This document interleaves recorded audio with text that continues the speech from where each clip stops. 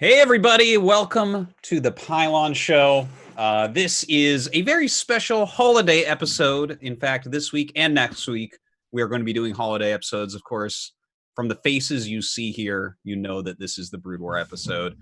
It's going to be a good time. We are all just kind of relaxing and talking about the best things that happen in the year, what we hope to happen next year, all sorts of fun stuff like that.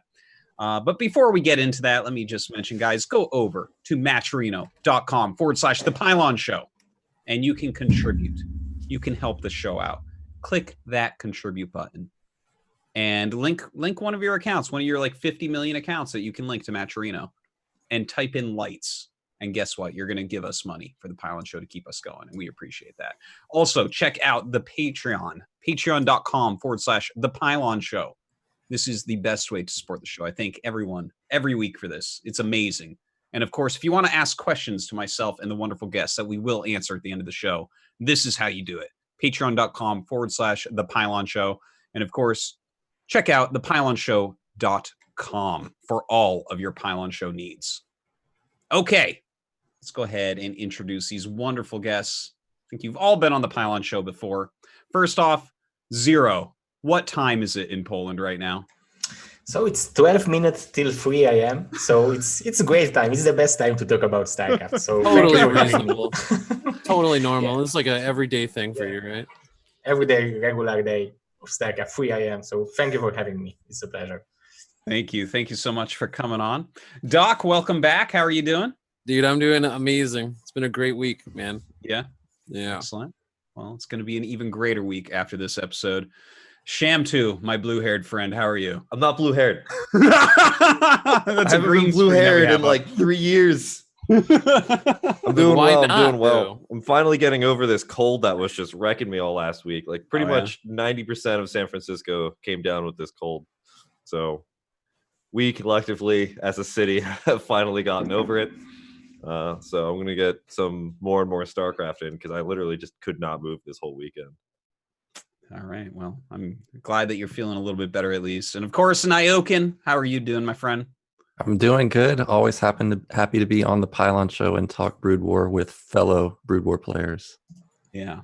Well, we're going to do a quick version of the show notes this week for this week in StarCraft, just the Brood War stuff. Of course, we have a lot of StarCraft 2 stuff that will be gone over next week. I know a lot of people are tuning in, hoping to see some of the like Nurchio and MKers drama. We will be talking about that next week, so no worries there. I have a big cast of StarCraft 2 people on, and we will have a lot of fun with that. So anyways, the show notes, let me tell you guys, just a wonderfully curated list of everything going on in StarCraft. It is linked basically everywhere that you go, that you can get your Pylon Show needs. So let's go ahead and take a look at our Brood War news. We'll jump down to slide number 7. We have the North American Autumn Star League. Cool. And some of our people here, of course, are involved in this. It's streamed over at twitch.tv/Doc Holiday TV. Doc, how is the tournament going? Dude, it's okay. So the North American seasonal Star Leagues are like the most fun I've ever seen. Because the competitions is very close. There's no one who's like a mega favorite, so there's upsets all the time. And then I pretty much get to spend the entire cast talking shit to everybody, and they don't get to say anything because they don't have the platform that I do. So thank you for Seriosity for running all these. Caster abuse. It's amazing. It's the best. It's the best thing I've ever casted. What it is to be a Power caster. of being caster. The power. It's so much power. Of course, Nyoken, you made it through to the round of 4 here, so I guess you get a seed into the next one once again. Your second round of 4 in a row. How is this tournament for you? Yeah, the NAASL and NASSL they were both fun. Of course, I won the first one. Didn't win it this time because TT won. He's too good, man. But as Doc Holiday said, there's a lot of good NA players. Like nobody is like a clear favorite. Like you could replay the bracket and every single one of these players could have won. Like you look at it, and that's like I'm not lying. Like Dragon could win, Hawk could win, Taitu Yash, every single person could win. It's just luck of the draw. Do you get a good bracket? Are you playing well? Mm-hmm. But top 4 is nice, so I'll be seeded into the next one, hoping that there is a next one, of course. Well, When is the finals? The 14th of December, it looks like. Yep. So everyone, make sure to tune in to Doc's stream, and you can check out who ends up winning that. Who do you guys have taking it? TT1 or Dragon? I gotta say, probably TT1. Even though Dragon's amazing, right? He's really, really good. But TT1 is former pro gamer. He still has like the kind of the cunning that comes along with playing in a more competitive environment. I feel like if he's practicing, I haven't talked to him about it, but if he's practicing, I feel like he's just going to come with some stupid Protoss bullshit, and Dragon's going to die to it because Dragon is like the straight up and down, like macro man.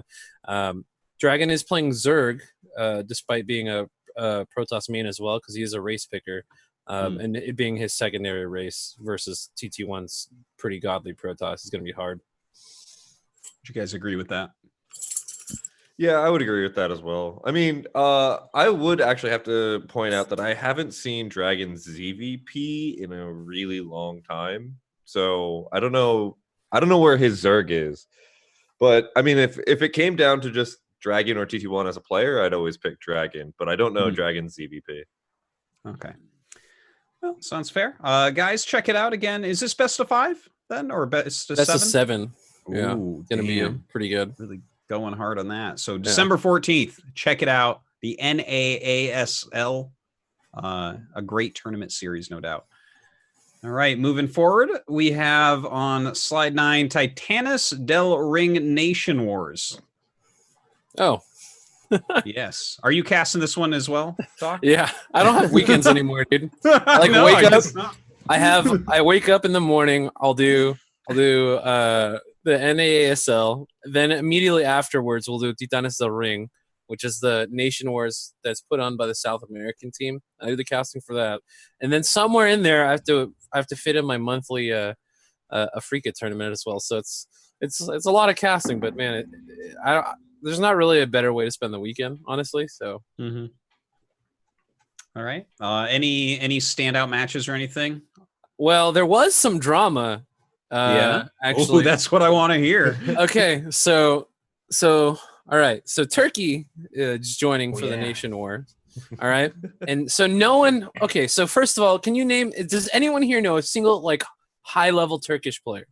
Sugosu, Beeswax. Well, they were from back in the day. I don't think. Well, yeah, now though, like recent, right? No, so they don't really exist. But so Turkey came out and they smashed Eonzerg, like utterly humiliated him in this game, and apparently, what it looks like is Turkey hired some Koreans to pretend to be Turkish players. Really? Yeah, and they were playing at like 450 APM. They start the game and there's like conversations about like why is the turn rate so bad and stuff like that. And then it turns out that there's like a whole Turkish WhatsApp group where they're like playing this, and then and they've done it before, I guess too. So there's like currently like a Turkish mutiny where the rest of Turkey wants to oust the current Turkish team and kick them off the Nation Wars because they don't want to be represented by them. So it's like this giant crazy thing. And it was pretty great because, after the game, Eon was like, man, I thought I was losing to like 100 APM, like 1900 Protoss, and I almost jumped out my window. But then I looked at Brood War chart and it saved my life. Yeah, so it's pretty good. Hired Korean hitmen in a Nation Wars done by South America, put on by Turkey. I was pretty happy with it. It's good stuff. All right. Well, that's quite the story behind that. I did play someone on the ladder a few months ago. I remember because I remember all of my turn rate 8 games, who was from Turkey, but like that, I was like, where are you from? And he starts typing Korean to me. I'm like, no. But then I spoke to him some, and he's just like a guy, I guess, that's going to school in Turkey or something like that. That's a Korean guy, and he was pretty good. So I don't know. Maybe he's on there. Maybe he's not. But he gave me a turn rate 8 game, so he can burn in hell. All right. Moving onwards. Check out the Nation Wars. When is the next cast? I think it's going to be also Saturday directly after NAASL. So I mean, that's generally how we do it. If not, it'll be on Sunday. All right. And Zero, are you on the Polish national team?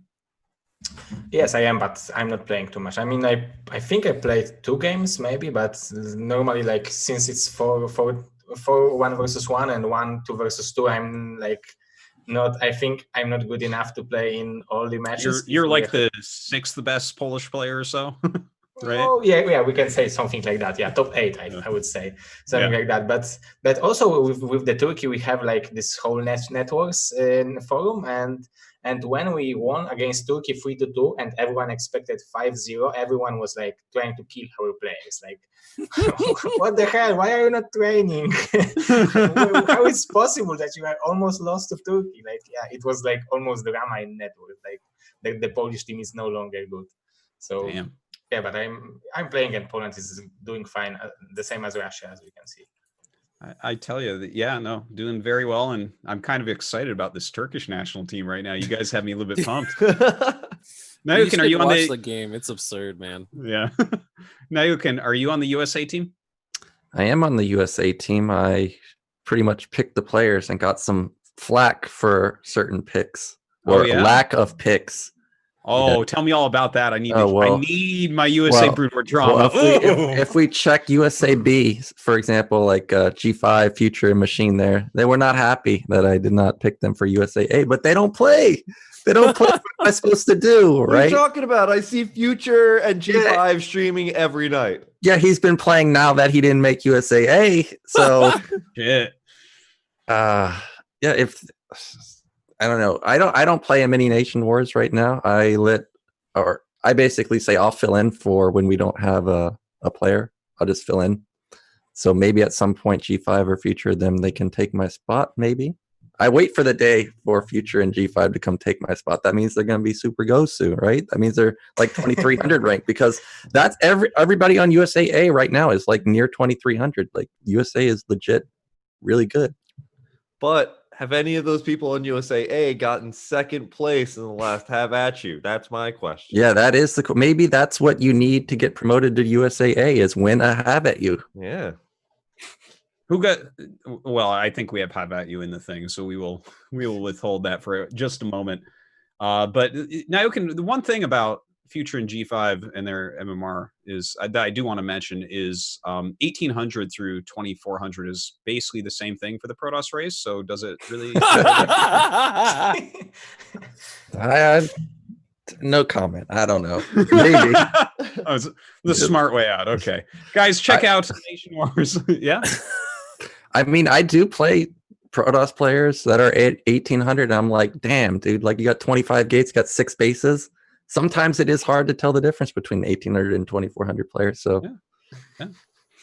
All righty. Check that out on Doc Holiday's channel. All right, going forward, slide number 10, Bombastic Star League Season 8. Zero, tell us about this. What's going on with BSL? So, BSL came back and come back bigger and stronger, even stronger. And yeah, I needed to hold with that announcement for a long time, but finally 1st of December I was able to announce it. So we got 2 more sponsors. Is Esport Found and Liquipedia. So our prize pool get almost doubled. So BSL 8 is now $2,000 prize pool. BSL 9 is $2,000, and BSL 10 is $5,000 prize pool. So it's actually a lot of money for Broodwar for a 20 years old game. And we started the ladder stage right now on the December 1st, and it will last until December 28th. So the players are competing to participate in 3 leagues. There is Pro League, Gosu League, and Chobo League. So top 20 players will advance to the Pro League. From 21 to 53 spot, we will have players joining the Gosu League, and below 53 spot, we will have players joining the Chobo League. So it's like tournament for everyone, and it's casted. Every league is casted. So I'm inviting everyone to participate. Excellent. I was just going to say, we got to define the term Chobo League for a minute, though, because if I remember correctly, the season before last, Nyokin was like the winner of Chobo League. Nyokin was in Chobo League, so it's pretty steep. It's taking his MMR, so he gets free wins in tournaments. That's what's happening. But he was USA I leader. knew I was playing Smurfs all this time. Yeah, but it was in the times when we had 2 leagues. It was Pro League and Chobo League, but then we extended it for Pro League, Gosu League, and Chobo League. So basically, Naoken won Gosu League. And then he advanced to the round of 8 of Pro League. So it's like, yeah, the difference is it's not very big, but still. Do you have some idea of the type of MMR you might need to get into the Chobo League? To the Chobo League. So I think like the players who was winning the Chobo League was around like 1,950, something like that.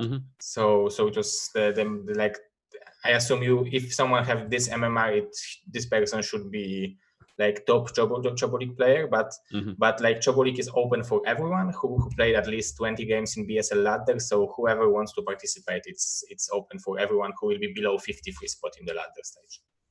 Cool. All right, guys, check that out. BombasticstarLeague.com, I believe, right? Yeah, exactly. Excellent. And are your VODs still at Didek on YouTube? yeah, it's still my YouTube channel. I think you have to have 1,000 subscribers to change it. Okay. Yeah, so I'm still waiting, but yeah, it's on Didek.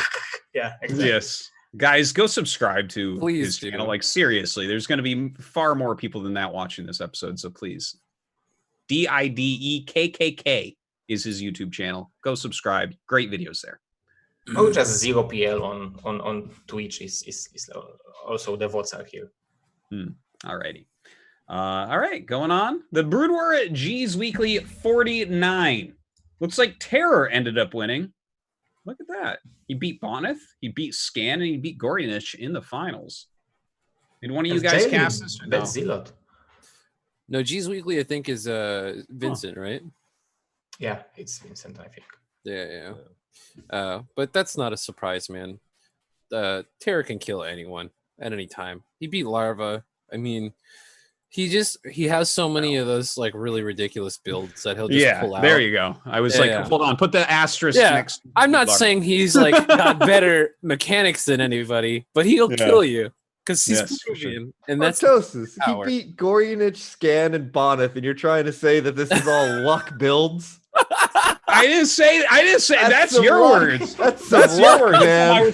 This is my Terran brother here. I spent time with this man in Russia. I love him. But when we say he beat Larva, we must in fact mention that he used the craziest all-in builds we've ever seen to do it. Okay, I just want to keep the rein in the foreigners catching up to Korean vibe because it's not happening. He even got scouted and he just still did it. I still can't believe that he... Oh man, that was one of the greatest games I've ever cast. Really good, yeah. It was fantastic. All right, that's the last slide we have, which means we don't have At You this week. Sorry, fine. Tell us about Have At You. It's back. Yeah, so Have At You is back. I put it during NA hours to try and get more NA players playing at it because Europeans have enough tournaments to play in. And waking up at 10 a.m. Well, actually, sorry, waking up to get a 10 a.m. tournament on a Sunday working was way too early. So now it's 3 p.m. PST on Saturdays, every other Saturday. We had G5 get it to the semifinals. Nice. It was an absolutely... I got to pull up this bracket. No, he made it to the finals. Finals. And he got second place to Boneth, which was just an insane series. Him and Boneth had a close series? Yeah. Yeah, not USA material, clearly, Naoken. No, well, I think it was not a close series. It was. I mean, he just killed him with 2 gate sham. Do you remember? No, I don't actually remember. I do remember the series. I was really have to agree drugged with up on like Dayquil. Yeah, Bonnet just cut probes and killed him with more goons. That was it. Oh, right. Okay, yeah. He got slaughtered. It wasn't. He did get slaughtered. Okay, that's true. But overall, like, it was a really good tournament.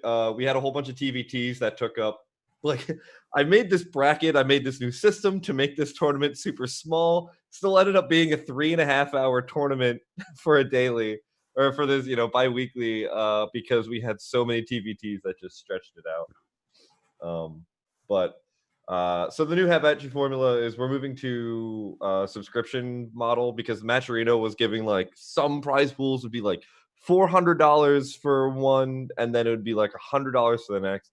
So I'm trying to make it so it's more static expectations with a subscription model. I still have to figure that all out to figure out how, like how I'm going to do that and not like run into a whole bunch of just issues with dealing with like siphoning money from Patreon into tournaments. So other than that, it was a pretty good tournament.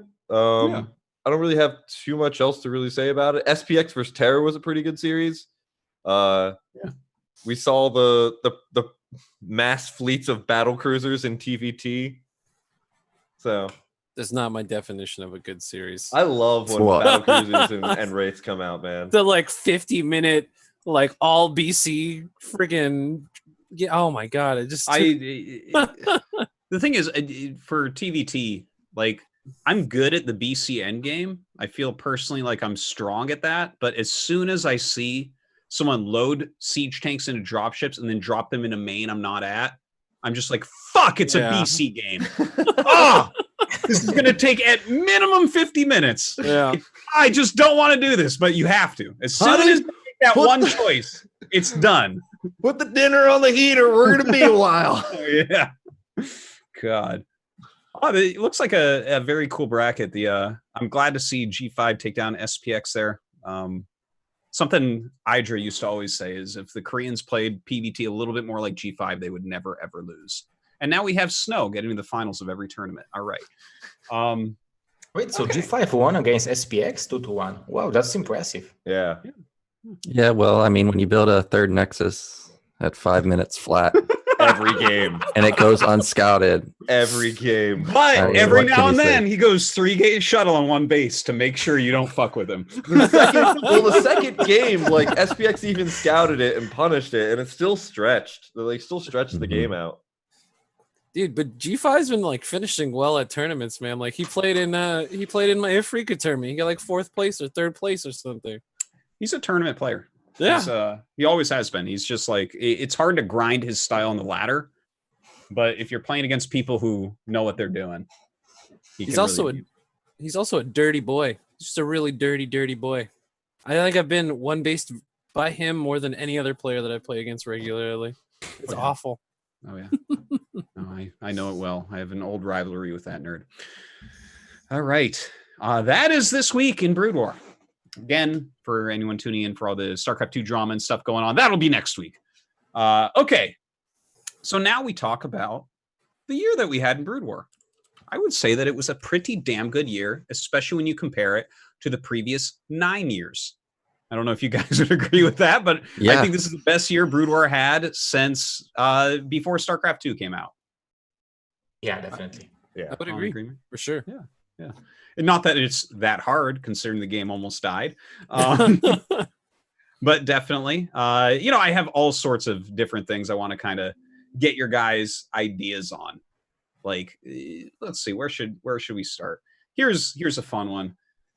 What was the best map of the year? What was the worst map of the year?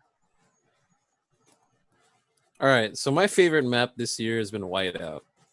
Now, it's kind of a weird map, but it's weird in an interesting way. It's not weird in a Sparkle kind of way, right?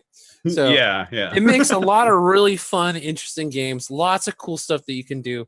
It's got a ton of bases on it, so like you don't, even though it's a 3-player map, you're not like NeosteelEnthusiast where you're like, I got 3 bases, now what? Like it's a great map. I think it's amazing. It's probably one of my favorite ones to even play on, even though I don't think I don't like the 3rd right outside of my of my natural as a 3rd player, but overall I think it's awesome. So much fun and lots of fun games to watch on it. Cool. Yeah, I think that for me it's probably Sylphid or Overwatch, because Sylphid seems like the most balanced, and it's finally gotten into ladder where I can actually play it versus other people. But I do like Overwatch also. I'm trying to think of the other map that TT1 liked. It's not Overwatch, but was it Polaris Rhapsody? Like Overwatch and Polaris Rhapsody seemed very similar. When I played Polaris Rhapsody, I was like, man, I hate this map. So I thought I was going to have the same feeling towards Overwatch. Oh, I ended up liking Overwatch quite a bit. So I would say Sylphid and Overwatch. Yeah, I have to echo that. Those were the exact two maps that I wanted to mention is Sylphid and Overwatch. I feel like that's the best 3-player map we've ever had and the best 2-player map we've ever had. It just, both of them gave so many dynamic games that moved in different ways and had a lot of potential for all the races, except maybe TVP on Overwatch. But, other than that, love those two maps, though. I'm surprised you said Overwatch because I see how often you get gas stolen. And whoa, you're so good, Protoss, right? Yeah. It's still a great map, though. Even though I get angry on it and don't have a very good win rate in any matchup on that map, I recognize that it's a very quality map. Yeah, I'd have to go with Sylphid myself. It just feels like it's one of those maps that you can get a whole bunch of. It's not like choke pointy, like Fighting Spear or anything, where they get like a free third base that you can't contest at all. But it does feel like both Protoss and Terran, at least at my level, have like a decent chance both ways. I would say probably Sylphid is probably my favorite, with Whiteout being my second. I really like the giant shrouded middle. Yeah, that's kind of cool. So I feel like I should say Power Bond because it's like straight BSL map. Yeah. Power Bond is like really, really well balanced, I think, map. The second one, if I would have to choose, like maybe the blockchain, like it's like interesting map, but I don't know. Like I didn't play enough this year to like experience it myself, but I think it's like Power Bond is number one. I did like Powerbomb quite a bit. It barely didn't make my top 2 lists, but blockchain turned out much better than anticipated. When I first saw it, I was like, no, never. And then it turned out into okay sometimes, which is sometimes. I don't have too much of a problem with that one. So what is your worst map of the year? Oh. That's a hard one because you veto your worst maps, right? So it's hard to remember even which one. Yeah, I have no idea. I don't like Overwatch too much. It's like it's this blue two players map, right? Yeah. Yeah, like I played like maybe 5 games over there, and I got destroyed every game. But I played only against Terran, so but actually it's not like I don't like it too. I mean, I like every map, I think, but really? I like the most. Like I don't know which map I don't like Destination, for example. I think it sucks, but. Destination does suck. It was so good back in the day, but now how people play? Yeah. Oh my god. It's not adjusted to the meta. You can't attack and you can't defend? What? How can that even be? You can't attack and you can't defend. It's like whoever's cheese happens to beat the other person's cheese wins. It feels so gross. I hate that map so much, dude. Especially like Zerg is supposedly favored on it, but like if you don't play like a butthole, like you just lose every game. There's like something behind. There's like a siege tank behind your natch, and you're just like, well, what? But you don't even want to type GG, right? Because you don't want to be like that guy who's like, oh, good job sitting the tank behind my line. You mined out the mineral patch, and there's 4 DTs in my main. Nah, just leave. Yeah. I also gotta echo Destination and Heartbreak Ridge. Like, as you said, usually you just veto out the maps that you don't like. So I end up never playing it. So I'm just thinking back to what Destination was. It used to be really good, as you said, but now if you think about it, like your minerals aren't up against the wall. So Muta Harassment, all of a sudden you're building 8,000 turrets. And then let's not even talk about the entrance, right? Protoss has to build 5 million cannons. Terran builds a bunker, and somehow the right side of your mineral line can't be defended. But Heartbreak Ridge might be the one I hate more than Destination because, again, I'm having flashbacks. Where is the proxy? Is it in the middle of the map? Is it at the top? Is it at the bottom? Is it in my base? Is the mineral mined out? Is there lurkers killing the temples? It's like, am I getting like Hydra lurker dropped? It's such a nightmare. I cannot stand Heartbreak Ridge. Now, if you survive the early game, I actually like Heartbreak Ridge. Why? Because you're Terran, you don't have to move, and the other Zerg gets to feel the pain of just starving out. Oh, I got 4 bases. Now I win. Yeah, now I win. But yeah, the early game of Heartbreak Ridge, cannot stand it. I mean, if I had to give the most obvious answer of the worst map that got introduced into the ladder, it's Trespass. Oh, yes. That Which one. everybody forgot about because that was the worst map. Because Oh I my literally was gosh. like, what was... I know there's maps that I hated way more than what we're talking about. But is it still up, or it's No like, one- it's No, no no, it's longer gone in now. new No season, one right? played Yeah. Trespass though. We can't have an opinion. 'Cause Everybody we saw banned it. it. We're like, whoop, veto. Yeah. It was Yeah, pretty That rough. that was such a... It's like, it reminded me perfectly of that, and this is, going to StarCraft 2 conversation, but in the beta of StarCraft 2, there was a map exactly like Yeah. that. And Same all tile you would set. do is like Protoss would go Oh, drop yeah. like Warp Prism, Colossus, Harass, and then Terrans would just go Viking, Banshee. Yes. Oh god, it was just such a bad map. You're right though. It is pretty much as bad as a normal Blizzard map. Yeah. It was pretty hard to stay alive on that map and do anything on that map. Truly, the amount of surface area that your main had for mutas is just... Some of these maps, I'm just like, oh my god, how would you even go about defending? How would you? Yeah, but mutas. What about recall? It's also impossible, right? Yeah, no, that's impossible too. I went wraiths on that map every game against Protoss. Yeah, the Because worst. it's just like I may as well, right? Because I know there's speed shuttles with Reavers, and I know that there's an Arbiter coming, or carriers, because they're both fucking broken there. So yeah, let's go wraiths. Yeah, the worst part about Trespass isn't even necessarily how fast they get to your base. It's that if you're ever out of position, you have to literally walk all the way across the map and then back towards the main. So you got to like traverse the entire map 1.5 times. If they had like ramps going to your main or something, I could possibly get behind it. But that map was a nightmare. I even tried to convince you to ban it, but you said you couldn't ban it because of Corrupted Cup, right? Yeah, that's true. So It took quite a bit of my MMR off. Yeah. yeah, that must have been... I don't know. I would have just I had taken a very loss. special builds on that map ready for Corrupted Cup in case I had to play it. I had like fucking 5 dropship builds and shit where I'm just like, yeah, we're doom dropping the Protoss. That's it. It's just, we're going to scan kill the observers one time and go and see if that wins the game. That's a good thing you prepared those builds because you did make it really far in the tournament after. Yeah, but Artosis advanced from the under 20. That is true. That's true. All right. So it was a build prepared against Lancer X, right? In case just in case. I didn't know how they were going to do the map, so I thought I might have to play it. But I want to give a shout out to another terrible map that we're all forgetting about, which is funny that we're all forgetting because I don't think any of us have it vetoed, and that's Fighting Spirit. What a pile of shit that map is. Shout out to 80s Mullet, by the way. Come on. That's not a bad map. Just because you've played it a million times doesn't make it bad. If you were to not play it, like let's say it was a new map, what would you think of it? You would think it's pretty good. I think who made this map is such a shame that nothing fits anywhere. No, I'd probably like it if it was new. That's true. But to be fair, it's the not fact of the matter Python. is it's old and everyone knows how to abuse every aspect of it. It's like the new Python. Like Python back in the day was amazing. Now it's like, oh, it's the worst. You add Python to the ladder pool, I would insta veto it, right? Yeah, it's the new like Python. third base. What's that? Yeah.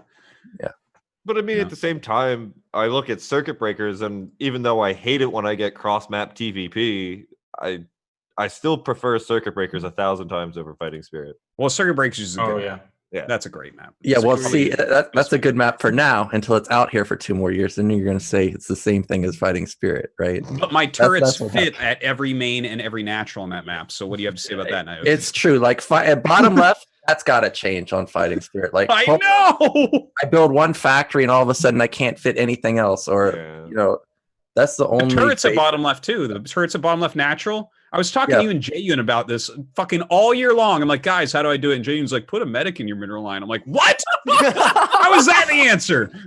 Yeah, the turrets at bottom left are horrible. I also do the medic also, and then bottom right is horrible. Yeah, they should fix those things about Fighting Spirit. But overall, I mean, I think Fighting Spirit is fine. I know you hate getting busted at your third base, but other than that, actually, one of the bigger problems that I have with Fighting Spirit is the pathing vortexes that still exist. Like if you put supply depots at your third base and bottom left, and you're trying to send units across the bridge, they like 90% of the time they're just like, I'm just gonna walk over to the third base and get stuck at those supply depots until the end of time. That happens sometimes. That happens every time to me on Medusa. Like it's normal. Oh, that's another map that sucks. I hate You just My click God. to send your army out, and it just goes behind your base to the third. Yeah, Like, exactly. what the hell is going on? Speaking of messed up AI, the Terran players here will know this. Like bottom right of Sylphid, when you put like barracks and factories right next to each other and you try and transfer SCVs. Oh my God. They just glitch on the racks. I think that's like one of the few things that actually makes me want to like throw my mouse and stuff. I'm like, can you go? Please. They're just bugging out.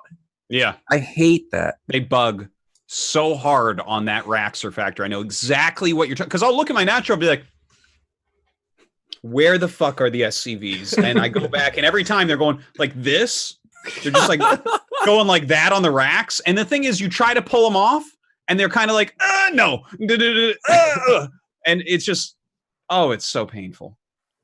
Buggy workers. It's the worst. Am I right? Yep. It's like 200 minerals gone. Yeah. It really is too. It's like, oh, I just lost a siege tank, basically. There we go. Sick. Oh my God. Any other terrible or good maps? Any map shout outs? I hate Blue Storm. You hate Blue Storm. I hate Blue Storm. I think Blue it's Storm so hasn't been in a stupid. ladder for how long? Oh, I'm sorry. He's a Zerg player. I forgot. It's a terrible map. What do you I mean? was a He's player. I love Zerg. Blue Storm. Oh my God. No, yeah, but I don't know. I hate that map. I hate watching Protoss use carriers on that map and tear Terrans apart. I don't think it's interesting at all. I hate Gladiator. That's the one that I hate. Like, that's the one that I always have to be like, I guess that's the one that gets by the ban that I don't like. I have to spend the ban on the even worse maps. This is the one I have to deal with. And I hate Gladiator so much. Yeah. I got a question. Like, what maps would you want in the ladder pool? Because it feels like sometimes they're just random. Like there's ASL, but then there's no ASL map. So I was trying to like think, this is my opinion. Like, how could you satisfy like the competitive side and the casual side? So you could have like 1 or 2 ASL maps, not necessarily all of them. Then like Fighting Spirit and Circuit Breaker, because everybody wants a standard. And I would like to see like some like real throwback. I'm talking like way in the past. So Artosis will know about this. Like Like Island. like an original ladder map. Maybe not Lost Temple, but like Rivalry or Polaris Prime, like Polaris Prime, or something from the early pro days, like Nostalgia, like something like where you can There was really also Nostalgia. well, it's an old map, but it's around like 2001. It doesn't have to necessarily be nostalgia, but I would really like to see like a really old ladder map, like Dire Straits or something like that. Ooh. Or a piece of Big Drone Do. would peak MMR pretty high for that. He'd be in the fucking Pro BSL league for sure with Dire Straits in the pool. Yeah, but Peaks of Big Do is the map that used to be fun, but now if I imagine someone playing there, it's like it would be terrible. It's impossible map to play. Every time I load up a very old map, I look at it, I'm like, oh my God, there's almost no bases and they're so far apart. It's like, it'll be a 4-player map with 9 bases. And I'm like, what? Like, how would you ever play that map? It's crazy. Just put like Bloodbath in, man.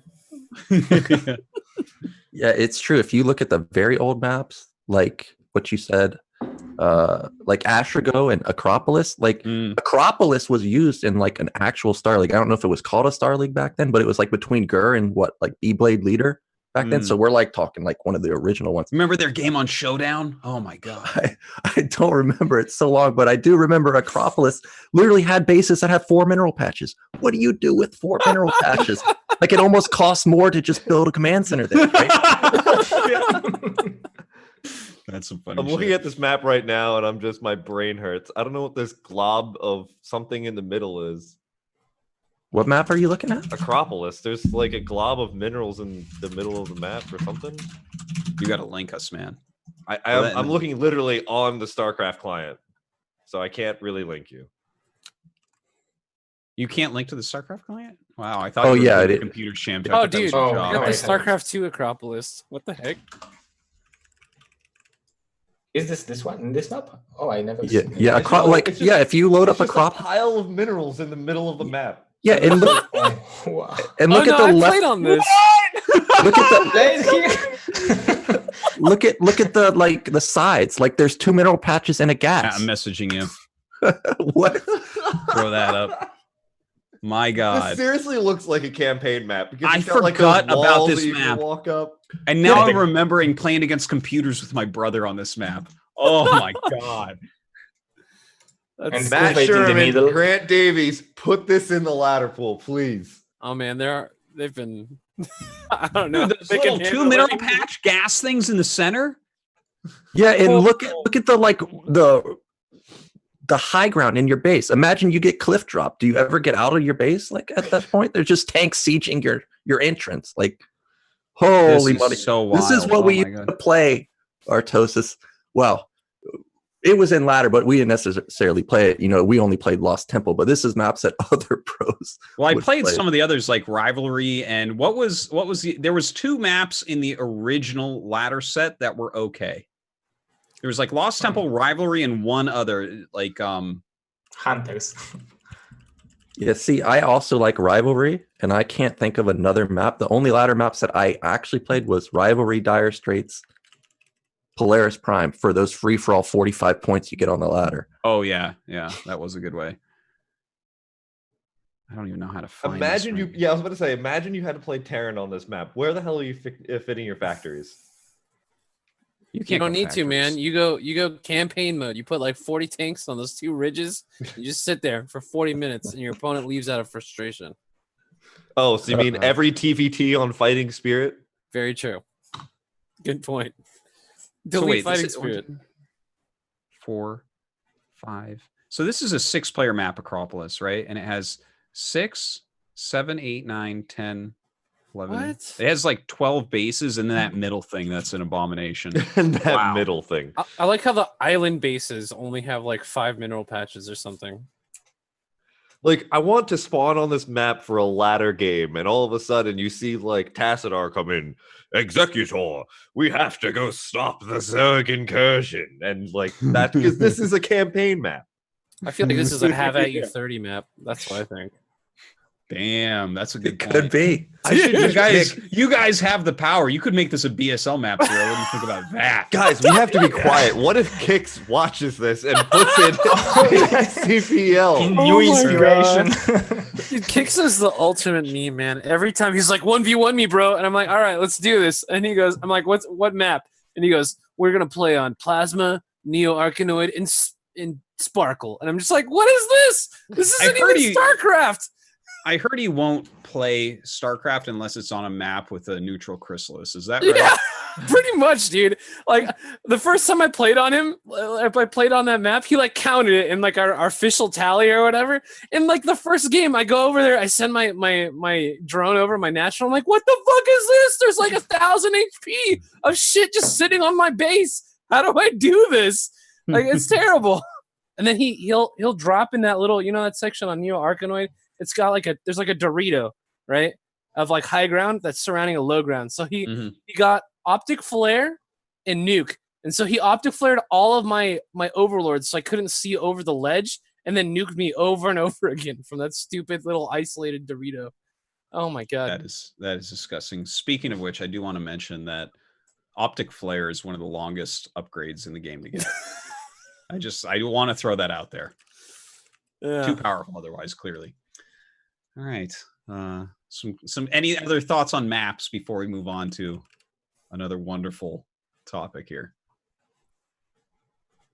It takes 120 seconds. Oh, I know which map I hate. I hate Outsider. This is sucks. Outsider's terrible. That's a terrible map. My God. From all the maps, this is the map I chose. What do you want to die to? Carriers or arbiters? It's up to you. I'm like, oh, thank you. By the way, you can't take your natural. Yeah, that's a terrible map. There's so many bad maps in Brood War, but at least we try a lot of different maps, right? At least we're not a MOBA that has one fucking map with a dragon on it. Fuck that. That's so relevant. You don't even know. Oh, no, I guess I don't. Hear Nyokin seething through his teeth. I find it funny because /Shadow just joined the chat. He says, thanks. Oh, did he? Zero, he's right there. So he heard you. Oh, shit. There He's he gonna goes. find you. He's gonna find you, he, Artosis. he knows where I live. He's been to my house. So we're Talking fine with about that. my game. Yeah. Well, talking about your original game here, buddy. All right. Okay, next thing. on the docket. Do you guys have a game of the year or a few games of the year? Because I mean, that's hard. There's been so many good Brood War games this year, but do you have like anything that stands out in your mind as just an awesome game overall? And we're going to have a Pimpus play moment too. So if you have like a thing where like, well, this one thing that happened in the game was amazing, but maybe the game wasn't amazing, leave that for a little bit. But like any game or games that were just fantastic. It could even be a series. So I think it was Koget versus Eonzerg and Teron on Corrupted Cup when they have tiebreaker. And it was like 3 times tiebreaker. And I remember when there was like serious, I think it was blockchain. And when Eon had like 20 supply advantage, but Koget somehow, I still don't know how he was able to defend with the raids and then come back to the game. Like it was like the sickest game ever. Yeah. Yeah, actually, all the Koget versus Eonzerg games were insane because I thought Eonzerg was going to win every single one of them, exactly. And then Koget won every single one of them, and I'm like, how does he do this? It's so crazy. Yeah, those were very good games. All right, I got a game for you guys. 4GG versus Mini on Medusa. Do you guys remember this game? Oh my gosh, yes. Yeah, so this was from KSL Season 3. It was a group stage game. And 4GG versus Mini, like basically it turned into this gigantic base trade. Yeah. Where Mini was flying around with a shuttle in like 3 units, and 4GG had like 3 floating buildings and like 3 sea shanks and 2 SCVs and 2 vultures, something like that. And like Mini was literally shuffling on Medusa from different mineral onlys on the high ground to different mineral onlys, making nexuses and shit. And like they were having the most insane micro wars. It was the craziest base trade that I've seen since Remastered came out. That game was so unbelievably good. And Mini ended up winning it at the end, but like 4GG was a hero that game too. It was awesome by both sides. That's a great game. Yeah, I'll agree with that game. I can't think of any other games that were like super epic, but that, holy moly, like what, it was like 1 goon versus what, 1 dropship in like a tank. Yeah, absolute like madness. Absolute madness. Speaking of ridiculously late games, I mean, I just watched this yesterday, but Nyokin, the games that you cast of YSE versus Sorry. Yeah, the third game. That game 3 was insane. I would highly recommend everybody go watch it on Nyokin's channel. Yeah, I was going to mention that, but I have to go with 4GG here. But yeah, that third game. What? I thought both players going to win like 3 different times in that game, and just came down to the wire. Which we actually also haven't talked about, I would assume, on this podcast, but the recent finals of ASL. Oh yeah, that was a good one. The Light versus Rain, right? Yeah. Mm-hmm. Those were really good. Surprise. That was an insane series. I don't think many people really put Light over Rain. Yeah, I don't think anyone did, and all of the Terran players that I talked to were like, "Oh, Flash is gone. Well, we'll never see a Terran in the finals again." No, dude, Light murdered the whole bracket and won the whole thing, man. Yeah, that was insane. Oh, that felt good. That was one of the feel-good moments, I think, of the year, to slightly change the topic for a moment. Like, and I mean, I said it during the broadcast, but like seeing Light win a championship after being like I think Zerg and Protoss players respected Light, but like as a Terran player, since this guy has been around, I've been like, wow, he is so good. Like he is actually the guy that you study. You don't really study like Last or Flash as much, right? Because what they do, you're like, well, this is just a human that's a better human than me. That's like, you know, what am I supposed to do? Like my mom and dad weren't the right mom and dad. But with Light, you're like, oh my God, he's like playing the right styles, and like he's trying to be solid, and he's trying to make all the right moves, and he's trying to macro well, and he's trying to do everything well. He's like a very virtuous player. Mm-hmm. And he just never had good results in the 1v1 tournaments, which is obviously what you fucking want. You want a championship. You know, he was always a badass in Pro League and everything, but to see him finally win when he could have gone and played a fucking cell phone game and been an esports athlete pro gamer that won 100 fucking million tournaments and won a bunch of money. You know, instead he stays with Brood War and just gets wrecked every tournament for over 10 years. It's like 13 years of pro gaming or whatever the fuck he had under his belt. What a beautiful moment. What a touching moment. It's so insane. I am so impressed with his play. Like game 2 where he does that pretty much 2-base all in and just keeps the push alive.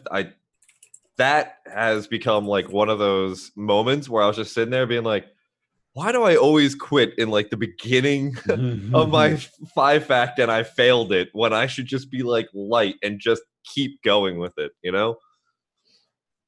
Light winning though he played reminds me so like, so well. Like Beyond's performance when he won GSL when he was teamless. It was just like one of those moments of like vindication for all those fucking ladder nerds who are just like up till like 2 in the morning every day, like grinding out games. Doesn't matter, you know, if they're ever going with it. Like I felt like that was pretty sweet as well. Like that and like Beyond winning is just like the validation. Like anyone can do it if you work hard enough. That's not true, by the way. You can't do it in Brood War even if you work hard enough. But it felt like that. I hold out hope. Don't tell me that. Well, you can do it in the foreigner scene. You just there's no way you're winning unless you've got the stars aligning. Yeah, I gotta echo what Artosis said because I like Light. I've liked Light for a long time. Like when he became a pro, you know, he became a pro at the same time as C. And back then I was thinking, okay, he's gonna be the next, you know, successor to Terran. Like whether you know, I forget back then who it was. I guess it was Nada, right? But I was like, okay, this is going to be the next big guy. And it never happened. So I always felt like really bad that it never happened for him. And then also, as you said, Light plays like how you should play. Because me and you have talked about this. I don't necessarily like 5 racks. I like when Light goes 4 racks, Terran versus Zerg, because it gives you good map control, good pressure, but you have that faster tech. Like this is the guy that I like to emulate. And it's really nice to see him win. Absolutely. Like, I mean, you watch all the other Terrans and they're like 14cc or 5 racks, you know, and with Light, he prefers stuff like the 4 racks play. It's awesome. You know, he'll use that 60%, 5 racks, 30% and CC first 10%. It's just like the way he plays is, Terran players will get this. It's like a bad Facebook meme. It's like, yeah, Light, man, we love you. Yeah, but I think until this finals, Light was like the TVZ guy. He was not like the go-for guy for check how to play TVZ, like one of the best in the world. But I thought that TVP against Rain will not go as good as for him, and now he proved that he can also play against best Protosses in TVP. So it's like impressive that he like evolved. Like, yeah, that's really good for Light. Speaking of Light's TVZ, can we talk about the semifinals of Light versus Soma as the worst match to look at Twitch chat for? Oh my god. Everybody was just like, oh, why doesn't this guy make anything other than Mutalisk? Like, Mutalisk obviously isn't working. It's like, oh, do you know anything about Brood War? Can you please just stop talking? And they're like, this isn't even close. He's still on 2 base and only has 700 Mutalisk. He's never going to win. It's just like... Just stop. Just we're going to ban Twitch chat from now on. We're no longer anybody's allowed to talk about it. All the guys in the chat need to just stop. Yeah, if you talk in the chat, Sham2 is literally taking Twitch down. He's just turning it off. No more Twitch. So close. I can do it too. That's right. I keep my guys in line, guys. You're in the right channel for this. Don't step over the line, guys. Those guys in the chat, man. To be fair, I also ban like half my chat whenever they just give me random advice. It's needed. It is well needed. So any other games that you really, really loved this year? I really loved Sugo versus Hawk. I'm sorry. It was like watching a Shakespearean comedy. Like it was Much Ado About Nothing until almost the very end, but then it was like Romeo and Juliet, where it was just the most tragic thing I'd ever seen. Like I've never seen a game like a match so one-sided, and it was the funniest series I ever watched. Yeah, I could not stop laughing the entire time. I remember one from BSL because I've been trying to think of one from BSL. There's this game on Power Bond, of course, because that's the only BSL map. Casper versus DN Max. Do you remember this game, Zero? Like Casper counterattacked. He didn't hide carriers? Yeah, he had carriers, but then Casper counterattacked and killed like every Nexus. and Casper was only on one base also, so they were both like not mining. That game was nuts. Yeah, but it was first time when I seen someone is going for hidden carriers and to wait until 12. Like it's like you have to wait for like 15 minutes until you will get the proper number. It was crazy. But yeah, it was a good game. But from the BSL, do you remember Gornish versus Tai2, ZVZ on Ground Zero? Oh yeah. It was yes. Muta versus Hydra is like 30 minutes ZVZ. It was pretty sick. Oh my god. How yes, did that even happen? Artosis Gorinich killed Tai2's main and natural. And he had a third base on ground zero mid right and defended it. And then he retook his nat, right? He was top right. The game was insane, like absolutely crazy. You of all BSL games, I have to agree with Zero there. That's the best one because not only is it crazy, but it's also ZVZ where you got to see high tech units, the Hydras and stuff like this. That's something you never see. Yeah, it was nuts. That's sick. I feel like I have like different tastes than everybody else in the chat for what I like in games, man. Like someone brought up Models versus PRL. There's another one that I really liked because the lag was so bad that Models lost to like this like South American player that Models like literally just quit StarCraft. Like PRL like actually assassinated Models in real life with how bad the game was. And that's my favorite kind of StarCraft. Like everyone's like, oh god, the base trades and it was so close to the end, but really what I like is when people get upset. Oh, so it'd be every single game of G5 versus Jamesa? Yeah, exactly. Jamesa actually killed G5 for 2 weeks because he was so upset. And then G5 comes back after 2 weeks and the first day plays Jamesa again and almost quits StarCraft. Oh my god. Oh, dude, the Molotopia drama is the best. Oh my god. Pretty sadistic, Doc, the type of games that you like. Dude, I don't think people get it though, right? Because it's not like StarCraft 2. Like most people in StarCraft 2 are really anonymous, right? Like you're just some random dude and no one knows anybody. But in the Brute War scene, everybody knows everybody. It's like, it's like when you beat up your little brother and he gets really upset, right? Like it's like a really satisfying, like I did my job type. I'm kidding, but you know what I mean, right? Like, because everyone's relationship in the foreign scene is so close. We're like a family. So whenever anything that dramatic happens, it's just like you call up all your friends, like, yo, Models quit StarCraft because he got destroyed by some Peruvian. It's like the best moment. That's what I really love about Foreigner StarCraft, man. It's this tiny little family that everyone knows each other. It's great. Yeah, that is fun. I want to throw one more game out there as a game that, like, it wasn't really like the game of the year or anything, but it was like the game I was most excited during the year because of what it could have entailed, and that was Nada vs Larva. When they played on, I thought we was waiting for the Pimpest place. Yeah, the killing the ghost. Oh, okay. Well, let's I guess move on to the Pimpest plays as well, and we can kind of start with this. The Nada versus Larva, right? So Nada is old. An old Bonjour, right? One of the greatest ever. He like pioneered macro Terran basically for everyone. Nada was so good that they made Luna. And basically all the maps since Nada's time have been anti-Terran maps. So whenever you hear something that's a Terran map, that means the map is like okay for Terran. Because he basically made it so that all the maps were skewed against Terran for the rest of the time. That's how good Nada was. He's kind of the most respected player maybe ever for people who remember before Flash. And Flash even said that there are 3 people he considers geniuses in StarCraft ever, and Nada's one of them, just to try to put this into perspective. So Nada is basically the original Flash. He's the closest to Flash as far as notoriety and accomplishment. But so he comes back. He's very old at this point. He's in his 30s. He has a 7-year-old daughter. Right, he's married. He kind of streams some, and like he's living life. And he gets into ASL, which is amazing already. He plays Larva, and he makes the most bonkers nuke rush on blockchain, which it's a little bit Zerg favored in the matchup, I would say, because they had some cool builds, and he had an anti build to it, which was a nuke rush, literally a serious nuke rush that he was like The nuke didn't land, and he could have made it land, and it didn't land. If it landed, he wins 100%, and he still almost won.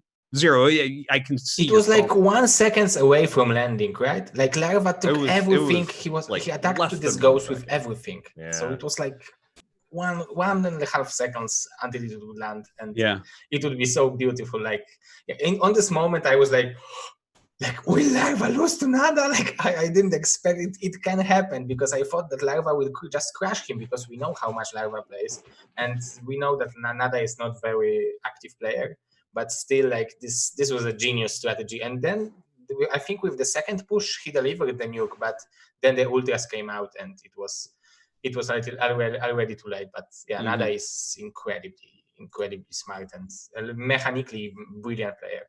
Especially because this was like the height of Larva being in tournaments, doing really well. I mean, he normally gets stomped on by Flash in pretty much every other situation, but that was like everybody was absolutely going wild because Nada had come from out of nowhere and was, potentially going to beat Larva. The hindsight 2020 that I had watching that game was like, if he just floated his science vessel over the ghost so that the Sunkens couldn't single target fire him, he would have been fine. Yeah, that gives you a great example of why like Brood War is so beautiful still though. Like it's just there's so much that you don't even like anticipate when you're going into playing a Brood War game that can happen. When you watch that at the literally the highest of the high like level, and you're like, wow, I can still do that kind of stuff. It's amazing. The game is just it's hard to explain how much I love Brood War. And why that stuff kind of still amazes me, despite the fact that the game's been being played for 20 years now. Like, I don't know. It was crazy to watch stuff like that. Yeah, and that game had...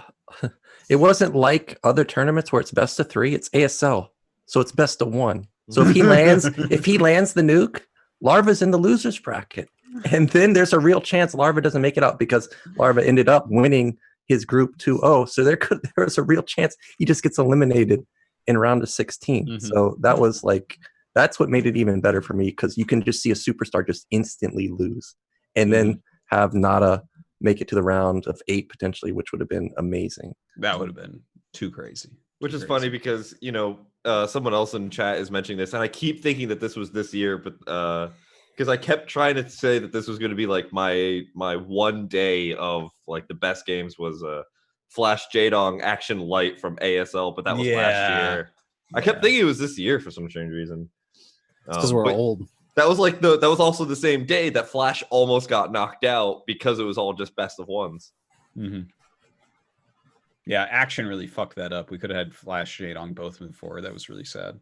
That was one of Jadong's last big ASL runs. But I think I seen interview in because we had the tournament in China when there was 4 considered best Koreans invited, and I think there was an interview with Flash, and Flash had to name the best Protoss, Terran, and Zerg player.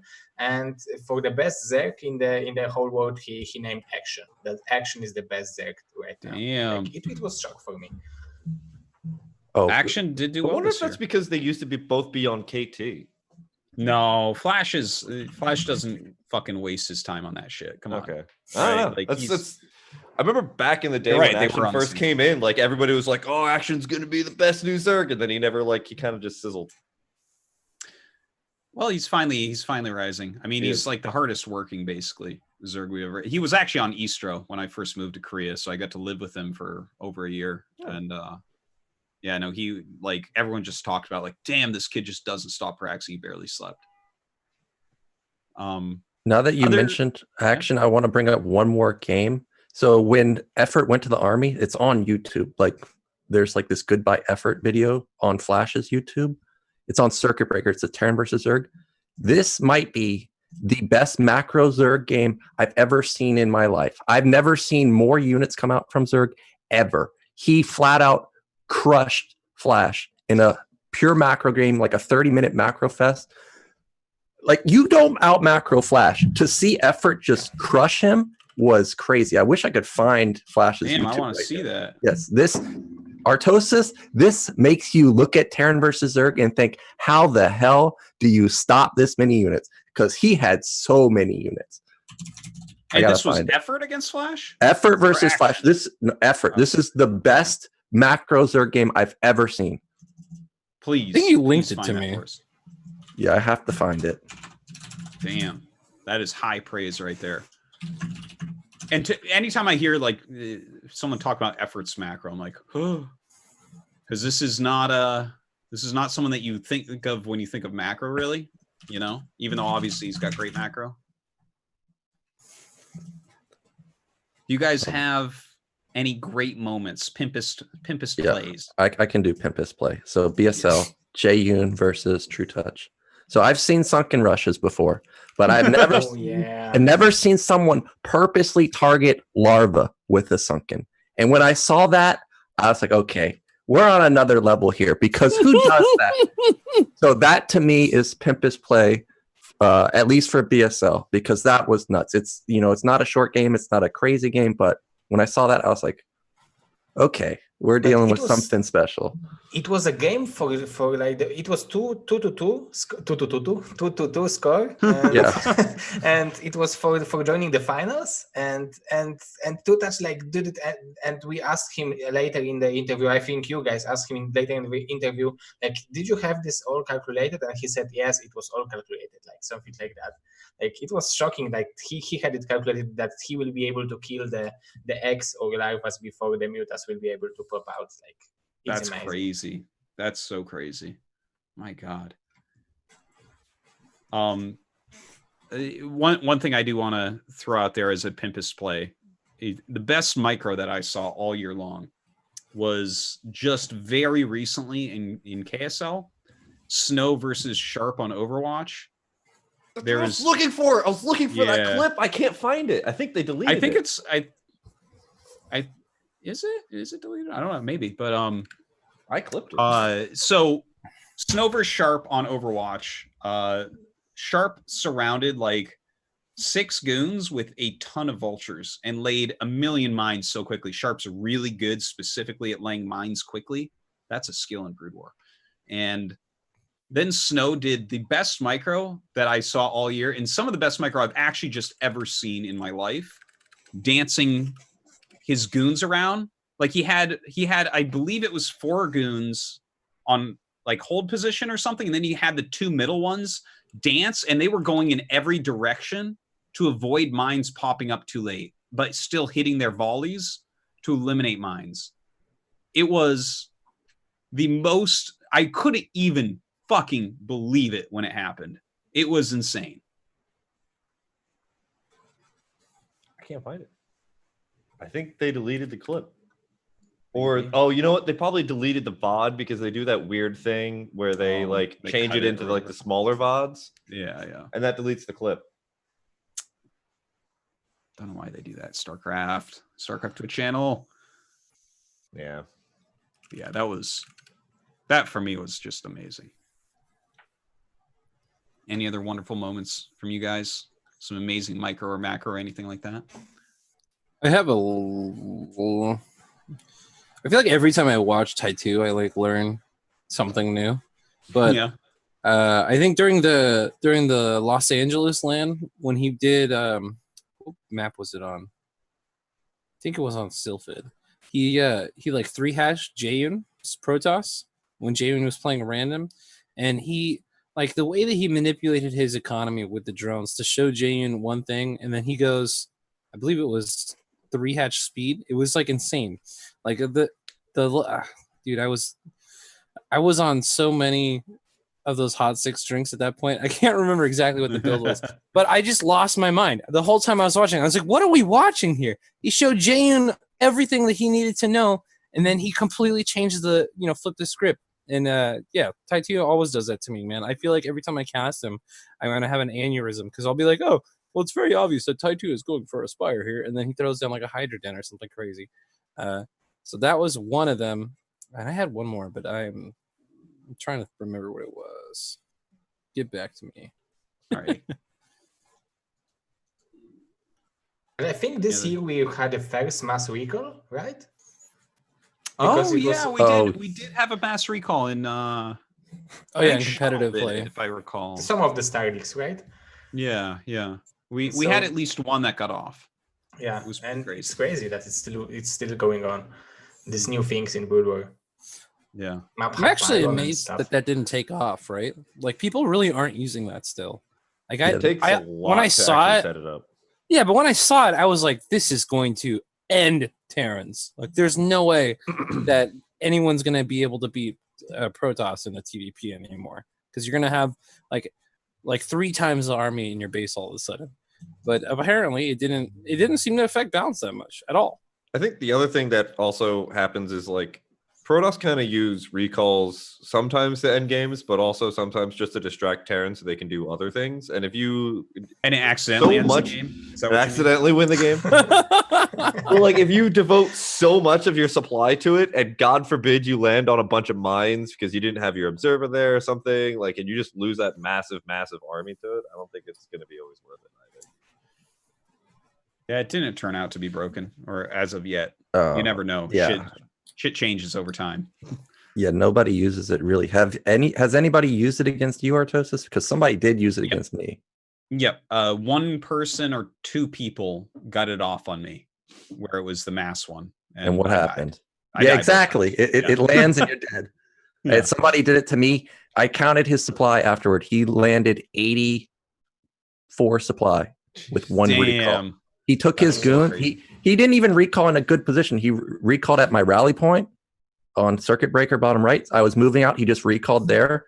He took his goons, killed my natural command center, ran his zealots into my main, and just focused down factories. I was like, oh well. Oh, you I sent me can't that kill any more replay. units. Yeah, I sent you Yeah, that. no, I saw Like that. I yeah. can't build units anymore, so I guess that's it. Yeah. All right. Pimp Display, we'll leave that for now. And if you guys think anything, just bring it up. How about the players of the year here? Let's start with the foreign scene. I want the overall player of the year in your guys' opinion, and then the best of each race, which obviously one of those will overlap with the player of the year overall. I'll go ahead and say I think player of the year would probably have to go to Bonneth, in my opinion. Yeah. I mean, he won Corrupted Cup. That was kind of the biggest thing. He's always at the top of BSL. He's always at the top of every cup he goes into. I mean, the guy is a fucking beast, and he's just. Everyone seems to agree that he's the best, and he wins. So, what can you say to that, right? Bonneth is on a completely other level, though, right? So he doesn't win like a normal foreigner wins. He plays the things that Bonneth does with units. It's like so far out of like the realm of anything anyone else does in the foreign scene, as far as just like his control and stuff. Like you watch Bonneth, and he doesn't have the world's most godly like macro. Like you'll always watch him build up giant bank of like 3,000 minerals, 2,000 gas, and he won't be maxed. But the thing is that the way that Bonneth comes at you is completely different from anybody else. He'll kill you with like 2 zealots, like 70% of the time. Like you'll just be like, what the? How did I lose this game? I was totally ahead, and he just made 1 shuttle and won the game. Like like if there's like a player out there that's kind of like the hope for learning like the Korean way, I think that Bonneth is like the talent out there that's going to be able to kind of pick up those lessons and like start playing like a literal god, because he's got a lot of it going on. He just needs more time, I think, to continue to mature as a player and work on some of his weaknesses. But nobody plays like Bonneth does. No one is even close to that level when it comes to his control. Kind of reminds me of Snow a little bit. Yeah. Just throwing that out there. Yeah, I would say he's a lot closer to Snow than he is to the other Protosses. Like I don't think he's really so much like a Rain. No, definitely not. I've seen too many maybe to rogues Stork that too, because Stork still have such a low APM, right? Yeah. Yeah, I would also say Bonneth or True Touch, because even though I think Bonneth is, well, I don't even know if he's better than True Touch, because True Touch, if you look at the last results of BSL, True Touch beat him. He beat him in BSL 6, he beat him in BSL 5. Yeah. So True Touch, or really Bonneth, he won Corrupted Cup. It was True Touch that won, I guess, BSL. So I would say Bonneth and True Touch are players of the years, depending how you look at it. I personally like. I think I like True Touch more than Bonneth, but I think it's really because I don't really like Bonneth's. Like I've pointed out before, there's a point in PVZ always where we float a lot of money. But if he fixes that, then I think he's unstoppable. But it happens every time. So I'm kind of on the fence with him. But True Touch, every time I watch him play ZVZ, for example, he is super deadly ZVZ. I don't know if he can lose ZVZ in the foreign scene. Really, there's only one person that can stand toe-to-toe to him, and that's Eonzerg. And True Touch generally, or maybe I'm overstating, but it seems like True Touch has Eonzerg's number too. So I think I like True Touch more than Bonneth. Okay.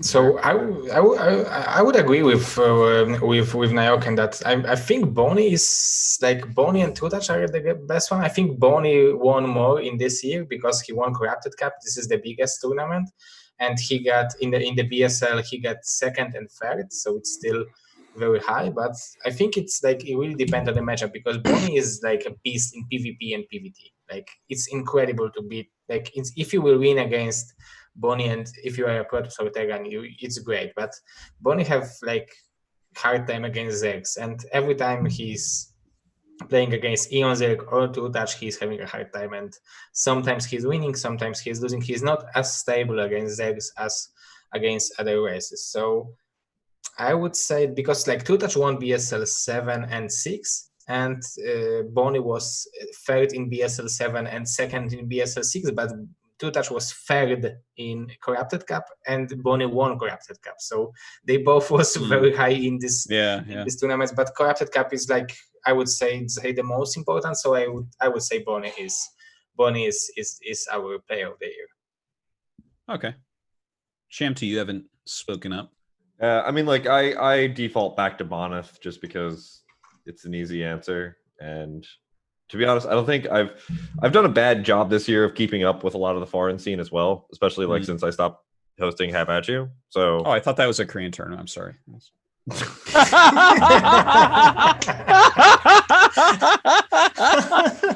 I'm so sad that none of the StarCraft 2 viewers are gonna get why that's hilarious. I think StarCraft 2 basically went through the same thing anyway, so they get it. Why don't you region lock? Yeah, you're right. But I also highly respect True Touch, so I would definitely put Bonneth and then True Touch. Okay, so I think we have our Protoss and our Zerg.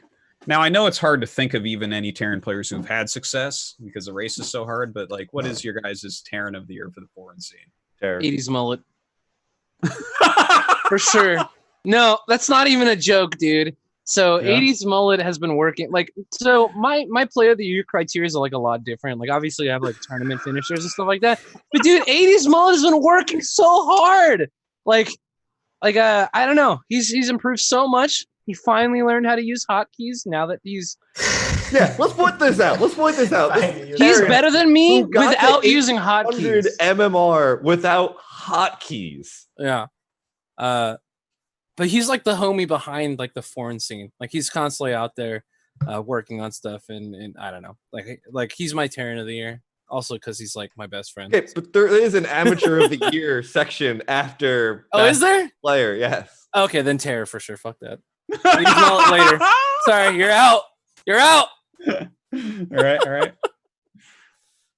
I would say Terra also. He did like really well in Corrupted Cup, and even though you were kind of joking about Have At You being a Korean tournament, you know, the G's Weekly, Koreans sign up for that. Like Scan signs up for that. Parfum signs up for that. Mm-hmm. And even though I don't watch that, I check the results every now and then. And what we had, I forget who it was, but he beat like Scan, beat Zealot, then he beat like Parfum all in the same tournament. So foreigners are a lot better, and Terror has improved his skill a lot. So I would say Terror. And like if you look at that, remember we were just linking some bracket earlier. Like who did Terror go through? He beat Bonneth, and then he beat somebody else really high up there. I can't remember who it was. So Terror's and clearly he's improved quite a bit. Mm-hmm. So I think like from Terran players, like the guys who improved the most, like was Terror and SPX, but I think Terror accomplished more. But like I'm really impressed how SPX got like much better than he used to be. But yeah, I would choose Terror for sure. Maybe Koget too, because he's not too active and he got really great in Corrupted Cup. And if I will choose Koget, I would have Bonnet, True Touch, and Koget, and it would be like good to live in my country. but overall, like yeah, Terror should be my choice. I think it would be fair. Okay. Well, let me go to the. I think everyone basically agrees those three are kind of the killers this year from the foreign scene. But I do want to give a quick shout out though to we had 4 foreigners that played a lot in Korean this year: Cadenzi, Eonzerg, DeWalt, and Bakuryu. DeWalt came at the wrong time, so he didn't get to do the qualifiers. But Eonzerg, Bakuryu, and Cadenzi all did a bunch of qualifiers out here, and I mean they put their money where their mouth was and tried to show their skill and played the hard tournaments and got some good practice. So that was really cool. So I thought it was especially cool that Zoe just was like we were hanging out one night and then she was like, dude, people are talking about me, right? On the foreign, on like random Korean boards. And then like the next day, Afrika's like, hey, you want to come out to Korea? And she's like, fuck yeah, let's do it. And she just left. She's like left her home country, went right out to Korea, and this is Brood War in, 2019, and she went out there and made it a thing, and she's potentially going back to Korea, for this. So I mean, I'm super proud of her. I think that's a really brave move. Like her improvement was better than any other player in the foreigner scene. I think there was nothing in the world like watching. I was at one of the qualifiers with Eonzerg and Bakuryu, and I think me and Eonzerg were watching her play, and she beat Nalra, and to see the look on his face, it was awesome. It was really. He was just no. She beat him like I think she actually 2-0 or 2-1. I can't remember, but when he lost, it was like all his friends were around him, and he was like, "Oh." Oh, I need to say, you guys, I've been such a fan of Nalra. Do you remember there was a show of Nalra when he ended up being a programmer? There was a show like how he's trying to become come back to programming, and they was filming his like live, and it was like I believe 2009, 2010. It was like 10 episodes of that. It was translated to English. Oh. No, and I've been watching this episode, and like when I've been watching it, and Karocha got me on that. She thought I'm like totally crazy because I've been watching Koreans eating like food or stuff like some back in the days streaming. Yeah, you got to link me to that. I want to see that for sure. That's awesome. Okay, I need to find it. Okay, so yeah, this next part, the up and coming. For the foreigner scene, this is a better place to put 80s Mullet. But not necessarily the best players, but maybe players that are coming up right now that you see a lot of potential in, that you think improved a lot this year, stuff like that. It's kind of a much looser definition, I guess. One for each race. I mean, my rookie of the year is definitely Soma. Well, I mean, we're doing foreigners first. We're going to go foreigners first. Oh, sorry. The whole thing, but that's a very good one for. Cool. I don't know. Rookies suck. That's why they're rookies. Wow. That's so rude. Well, it can also just be. It does. The thing is, it takes so long to get good at Brood War. It doesn't necessarily need to be like a rookie, but someone that like in 2018 made no splash, maybe, but this year you're like, oh, look at that. This person's actually getting good. Yeah. Well, I don't know if I could come up with 3, but instantly I thought of SPX, right? Because I've mentioned it before. Noticeable improvement, like very noticeable in TVT. There are sometimes I watch him and I think back, oh, well, he's playing like how he used to play a year ago. He kind of falls off really hard sometimes. But when he is on, and he's really good. So I will say SPX. Yeah. I get to play against him. He's quite a strong player. Good luck, man. He's aggressive as hell. He'll be dropping you all game long. Yeah. I wish my friend Nyoken had told me that beforehand, but he'd rather just sit there and laugh while watching you play and just getting dropped. He's like, I knew this would happen. This is amazing. He knows everything, dude. Nyoken's like the foreign. I mean, he's like the foreign supercomputer brain out here. Well, you guys that cast PSL and watch PSL a lot should definitely have some names in there, people that are starting to rise up that we can look towards next year as exciting players. So I think the guy, I have a guy called Striker. He is a Zerg from USA. Oh yeah, no, I know. And he is like rising very highly. Like also like he's my like Patreon, and I'm doing like 1 hour coaching with him, and like for a few months, like I'm seeing him improving like extremely hard. Like he got, I think, to the top 8 of the some of the important tournament, and like he's like extremely good player, like very high APM. Like if he will play like maybe for 1 or 2 years more, he should be like one of the top foreigners, I think. Like nice. it's from the Zerg, and from the Terrans, I would say SPX, as Naoken said, but I also thinking about Ziggy, because from the StarCraft, because Ziggy is playing Brood War a lot. He's also in pole team in Titans del Wing National Wars, and he's playing a lot of Brood War. And he's this also is the same Ziggy that's a StarCraft 2 player, right? Yeah, the same player. Yeah, because he was a pretty strong StarCraft 2 player as well. Yeah, and he's pretty strong StarCraft 1 player, and he's getting better. And I really like respect that he's playing like, and Brood War and StarCraft 2 both races. He was also studying Korean language, so he knows how to speak Korean. So he wanted to be pro gamer full time, I would call. and the Protoss player, I don't know, like Oyaji is like the name which comes to my mind. I don't know, like hard to say which Protoss player is like rising right now. But these are my 3 choices. Good list. I got Zerg and Protoss now, so I'll also say Striker. Like when I was trying to think of up and coming, I was thinking of probably somebody that could like compete with like Boneth and them like in a year. I don't necessarily think Striker can do that, but he's definitely gotten better. Like a year ago, I played him quite often, and if you let this guy get to late game, you're in trouble. So he's really good Zerg. But for Protoss, this is your type of player, Artos. I know you're gonna like this one. Yeah.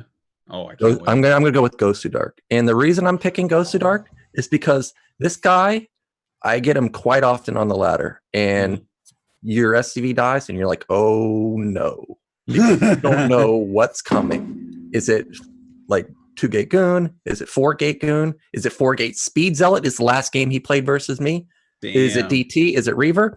And so you're thinking, well, only this guy can only cheese. Well, there's somewhat recently, like a couple months ago, a Titans Del Ring show match, Dandy versus Ghost to Dark. Ghost to Dark won that series, and some of them, not all of them, were macro games. So this is the type of player that can cheese the hell out of you, and then also macro. And if you're, you were saying the best cheese is the macro cheese, right? So if you go in just playing defensive, and he has 4 bases, and you're on 2 base, well, you're pretty dead. So I'm gonna say Ghost to Dark for Protoss. Sick. All right. I have a very specific answer for Protoss. There's a guy named Tim, or some call me Tim.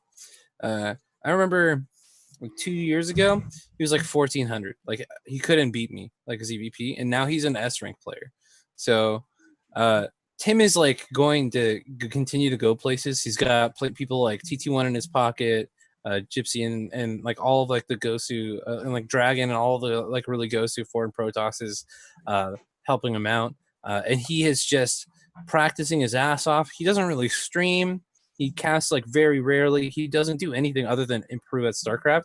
And if there's like ever been like a miracle story of like what the Coach People League can do, and like what just getting good focused practice with good players teaching you how to play, and then a lot of really good supportive practice partners, Tim is the man. Like, could you imagine being almost brand new to the game, and then in a year being S rank? Like, that's insane. That blew my mind. So he's absolutely sick. my foreigner Protoss. That's faster than a Turkish players, right?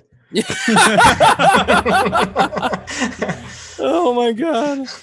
But yeah, Tim is like a literal miracle baby. I don't know what they're feeding him, or if they're poking him with needles and sticking him. Like, that's insane. But yeah, he's by far I think the most improved in the up and coming Protoss ever. I think you had a little bit of an encounter with him in one of our tournaments, Dan, if I remember. Oh, correctly. do you mean Mr. Dynamacro and DTs in the main? Yeah. No, I remember very well. I felt so bad when we went to cast that. You're like, the North American, what was it, the Summer Star League or something? And it was like, oh shoot, Artosis is gonna come play in our tournament. That's awesome. We'll have a big name at the at one of our Brood War tournaments. And he just 3-gate Dark Templars you, proxied. Like, that was the saddest thing I ever saw. Man. That's all right. It's a tournament. He's allowed to do it. On the ladder, though, No. Get that shit out of here on the ladder. Tournament, you do whatever you want. All right. Any other names, guys, before we move on to the Koreans? Okay. All right. Okay, for the Korean scene, we want to do the same thing. Remember, there's a distinction between up-and-comers and established pros. So player of the year overall, and then the two other races, best player of the year. Let's start that for the actual pros. I mean, you have to give player of the year to Light, right? Do you? I think you do. I think it's cheating to say Flash, obviously. Okay. I think that's a fine statement, but please explain. But I just feel like not only did he have like some pretty momentous accomplishments and like the tournaments are stacked against him, like he was playing against some of like the literal Protoss gods, obviously at the top of the tournament there. But the fact that he's finally kind of like had some good results for himself and really shown that he's become like more of a mature player, able to play all the matches and everything like that. I mean, I was very worried that we weren't going to see Terrans for the next like 5 years. You know, waiting to see like a new Terran player really come out of the woodwork and be dominant once again, and seeing Light be able to like literally win a full-on top tier tournament was just fantastic. Like I feel like Terran is my second favorite race. Obviously, I favor Zerg a little bit, but I think Terran's like that race that makes the game interesting. So yeah, man, it was just super awesome to see Light finally have some really good finishes. So cool. Either player of the year. I'll say just player of the year. I'll say Flash. I don't say the name soon. I don't know how it can't be Flash. He just wins everything he enters. It's cheating. It's not a fair answer. You can't say Flash. It's the truth though. He enters, he wins. That's it. That's for Terran. For Protoss, it's got to be Rain, right? Rain, he's a monster. If he gets PvP, you might as well just not even have a gambling site because it's an auto win for him. He can't lose PvP. I want to echo what you're saying about Rain because I looked it up. So Rain, for the 4 major tournaments in Korea last year, or this year rather, KSL Season 3, Rain got first place. KSL Season 4, Rain got second place. ASL Season 8, Rain got third place. And ASL Season 7, Rain got fourth place. So that's pretty good. Yeah. That's pretty good. Yeah, he's a monster. He's crazy, like actual crazy. And I like the mind games that occur in PvP with him because there are some builds I look at, I'm like, this can't work, and it goes and works. And then he's just, then you know he has the mental effect on you where the other player's like, well, what's he gonna do? And he just flat out macros you. He's crazy. Now, actually, I'm struggling to come up with a Zerg player because, like, I want to say Soma, but he's an amateur. Right. And I know he's got good results recently. And, you know, he's like the guy in the Zerg scene right now. So I actually don't really have a good Zerg player right now. I guess like Sulky had the best result. He won not this past year. Yeah. Sulky, not this past year? No, that was 2018. He won. It was effort here, I think. Effort? Or maybe not, right? Effort got a third place. Action got a fourth place. Zero and Soma both got top 4 this season in KSL, and that's all the Zerg results.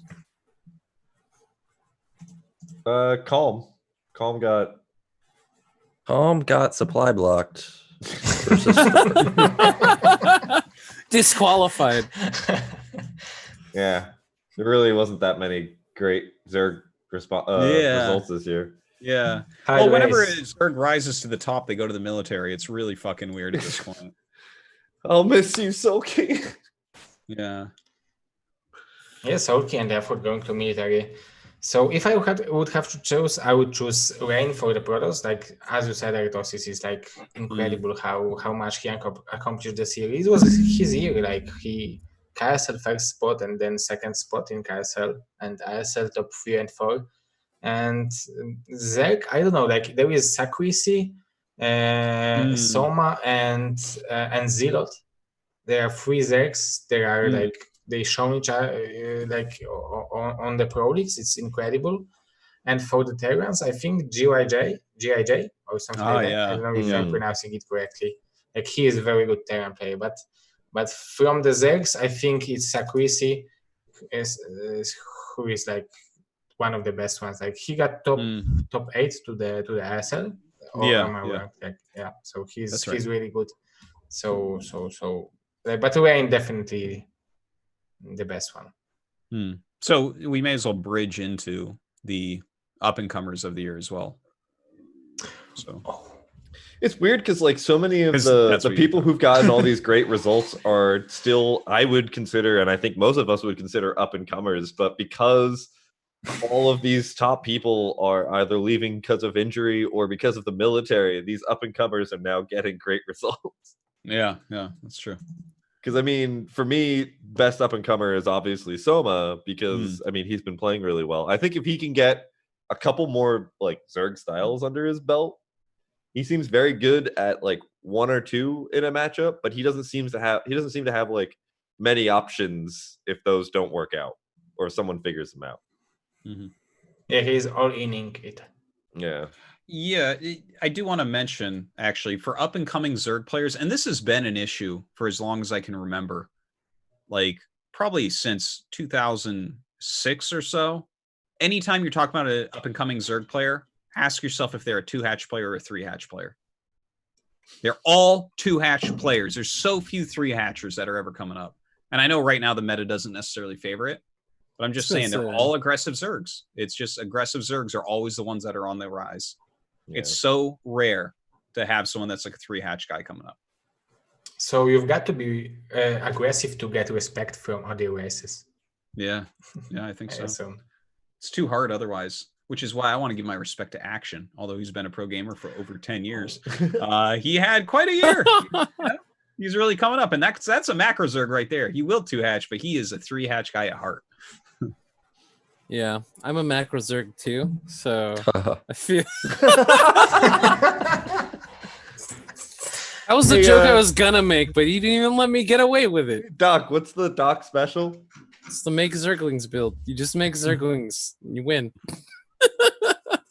Yeah, it's a good build. I think for Terran, there's a few players that I really like that are kind of coming up right now. JYJ, like you mentioned, is really, really strong. I like Sari's play a lot too. Really enjoying him. How does Sari keep getting away with no gas Rax expand? I don't get it. Yeah, isn't that interesting? Because like, he won't forever. Any other Terran does it, and they just get a Reaver right outside their base and they lose. But Sari, for some strange reason, no one does it to him. Yeah. Well, he'll get figured out, and people start doing that to him too. Yeah. Ample, his TVP, I'm a real fan of. Yeah, I like Ample. His TVZ though, I would rather eat nails than do his TVZ all day. It's just fucking, hey, look at me, my stim is early, and then his Marines have 10 hit points when they get to your Sunkens while they're still building. It's just stim across the map. It's like, what are you doing? Every game, this isn't gonna last forever. You can't play like that. Right, any other names for some up-and-comers? Are there any up-and-coming Protoss currently? And Noob? Maybe Noob? Oh, yeah. Okay. Noob, but I don't know if he's good enough. Like, he didn't qualify to any of the Korean Star League or Africa Star League, right? He didn't qualify. No, didn't he make it into ASL one season? Or maybe he did. I believe he did last year. He made one. No, wait, this year, season 8, he did. He made it in. Yeah. And he went 1-2, actually. Look at that. He beat Mong. July 2nd, Group B, Season 8. Noob. That's a good call. Yeah. Yeah, he destroyed the foreign scene for a couple months there while Hay was running around as well. That's how they get beer money. Like, yeah, $25 from the Jeeves Weekly. All right. He was one of those people that everybody freaking hated and have at you. Yeah. All right. Here's a turn to the dark side from these great players that we've been mentioning and fawning over. Who is the underperformer of the year for you? This can be a foreigner, it can be a Korean, it doesn't really matter. Who is someone that you thought would do well and then just kind of fell flat in their face, like just did not deliver what you were looking for? That's a hard question. I feel like Nyokin quitting StarCraft for League of Legends was come on. I'm kidding. We've been playing a lot and we've been having a lot of fun. But I'd say in the foreign scene, it doesn't have to be. It can be either. It can be whatever. I haven't really seen Dandy put up any decent results in like a while. And I've been like every series that I see with him, it's just like, where did old Dandy go? He was like this one of the scariest players out there. Like he's like one of those Terrans that you really look at like, man, that guy's actually very talented. But yeah, I haven't seen him put up any results recently, and it kind of a bit of a letdown. And as far as Protosses go, I'd say Model's just straight up quitting Brood War after losing to I mean, that's a pretty big disappointment. It's very sad. So he'd definitely be my my Protoss pick for that. And then as far as most disappointing Zerg player, it'd probably be me since I don't play anymore very much. Okay. Mine would be Machine because he's still 3-1 against me. Yeah. Right. That's legit. I was a witness. Yeah, good see? one. Doc was a witness. Granted, 2 of those games are 2v2s, but it counts. You beat him. I kind of want to agree with Dandy, but the thing is I think Dandy's just not active right now. Yeah. But when he's active, he would demolish like a lot of people. But for pros, I have to say, like, I really thought Zero was going to do really well. And then every tournament he entered, like, I'm looking at ASL, like, he didn't even qualify for the past 2 ASLs. If we look at KSL Season 4, again, he didn't qualify for it. KSL Season 3, now, KSL Season 3, he actually did well. He got to, or was it KSL? Season 4, Zero got 4th. Okay, 4th. So he did well in the most recent KSL, but all the other tournaments, like, he didn't even qualify for. So I guess I would say Zero, but I kind of cut Zero some slack because, he came back. Didn't he just come back this year? Or maybe like somewhat recently? He was gone for a long time, and then out of nowhere, I just saw all these VODs of him. So I think it would be Zero, despite I don't think him having as much like practice as players like, Light or Flash or Last. I can second that. As soon as he came back, I was watching his games, and I was like, he's going to win a Star League this year. Yeah. And he didn't win a Star League, so I'm disappointed. So I would say that maybe Larva is the guy who I expected that he will achieve more than he should achieve, because whenever I'm watching his VODs, his stream, like, he's playing so great. He's winning against like Bisu, Flash, sometimes Light, and the best like players of all time. And whenever it comes to the big tournament, he's like just not delivering.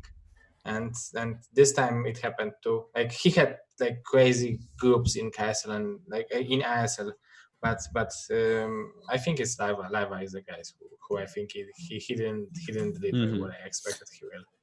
It's so funny that you say that, because now that I think about it, I don't even think about Larva anymor. Other than in the context of Terror beating him, that was like the one thing the foreign scene ever did, right? Like, but for real though, like, when was the last time he even spared a thought for Larva? Like, I think I'm curious if he just found out that it was just way more profitable for him to just constantly stream. Yeah. That's what he said recently. That's why he didn't play the last round of qualifiers, because before that he was still going in playing the qualifiers, right? And then he was like, no, I'm just going to stream now. That's it. But the thing is, if you're winning Star Leagues, you don't announce that, you know? Yeah. Because for Flash, it's probably better for him, right, to just play just a stream. But he's like, yeah, well, you know, I'll just go win this ASL real quick, you know. So I'm sure that had something to do with it. His lackluster results. It had to have. Okay. Nice. Seeing mostly Zergs have let us down this year. It's been a bad Zerg year, man. It's been a really bad Zerg year. It has. Yeah, definitely. If they'd stopped going to the military, I mean, fucking, we lost Hero, Effort, and Soul Key all in rapid. You know, it was like the 3 best Zergs in the world all went to the military. Yeah. Can you imagine, like, left? Flash last, and I don't know who's the 3rd best Terran, Sharp or Light or someone went to the military? It'd be no more Terran wins for a long time. Yeah. But who's left for Zergs? Like, it's like Action and Larva and I don't know. Zero. Zero. Yeah, Zero just came back, yeah. But he's not delivering in the offline tournaments. And it's like Soma. Miso is still around. Hyuk is kind of back. Calm is kind of around. Saxry is doing well. So we can safely assume that the Zerg times will come in the future. When they will come back from the military. When they come back from the military, yes. Or when these guys get better. We'll just wait. Yeah. All right. All right. One more best thing of the year before we start talking about next year a little bit and what we hope to see. Did you guys have like a favorite moment of the year that can be a tournament in general, a certain thing that occurred within Brood War, whether it was someone winning, maybe it was one of your ladder games, I don't know, whatever you fucking thought was the best thing this year, the one moment in Brood War where you were like very happy, I guess. I'll say when Light won, because like you said, it took him so long to win, and I always liked Light, and I always thought he was gonna do better than he always did. So for him to finally get a victory kind of had the same feeling for me. Well, maybe not the exact same, but close to it, like when Effort beat Flash. Like I kind of had that kind of like happiness that Light won. So I'll say that Light winning just recently is it. Yeah. That's a good one. It's also, I would say, Flash winning his 10th championship and just crushing it, not even just winning it, but being like, yeah, no, you know, if there was any doubt that this is the greatest gamer ever to have lived, he definitely erased that. Also, the saddest moment is Flash, you know, saying that he's not going to do tournaments really much anymore. Yeah, and then he flies to China immediately for a tournament and plays in KTM. Okay. Can't trust anyone. Remember Jaedong's retirement, and then he's in ASL the next season. I'm like, oh, Jaedong, super sick. So nothing means anything anymore. Yeah. Well, to be fair though, like, do we even know if Flash really considered that a tournament? He's like, I'm going to China. This isn't real. Like, well, you know he didn't. Yeah. It was so much around. for him. Yeah. It wins the whole thing. Doesn't lose a map. It's like, okay, cool. Best moments of the years, guys. Of the year. Yeah. So for me, the best moment in a year was a Crafted Cup.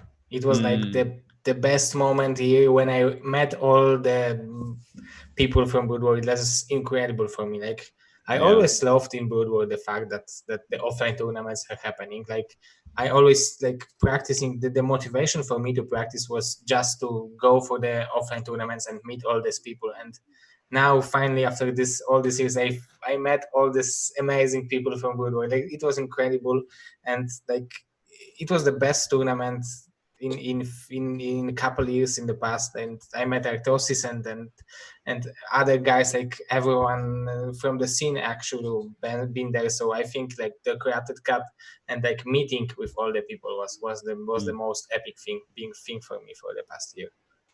Yeah, that was unbelievably fun. I know you other 3 guys weren't there, but let me tell you, we had a time.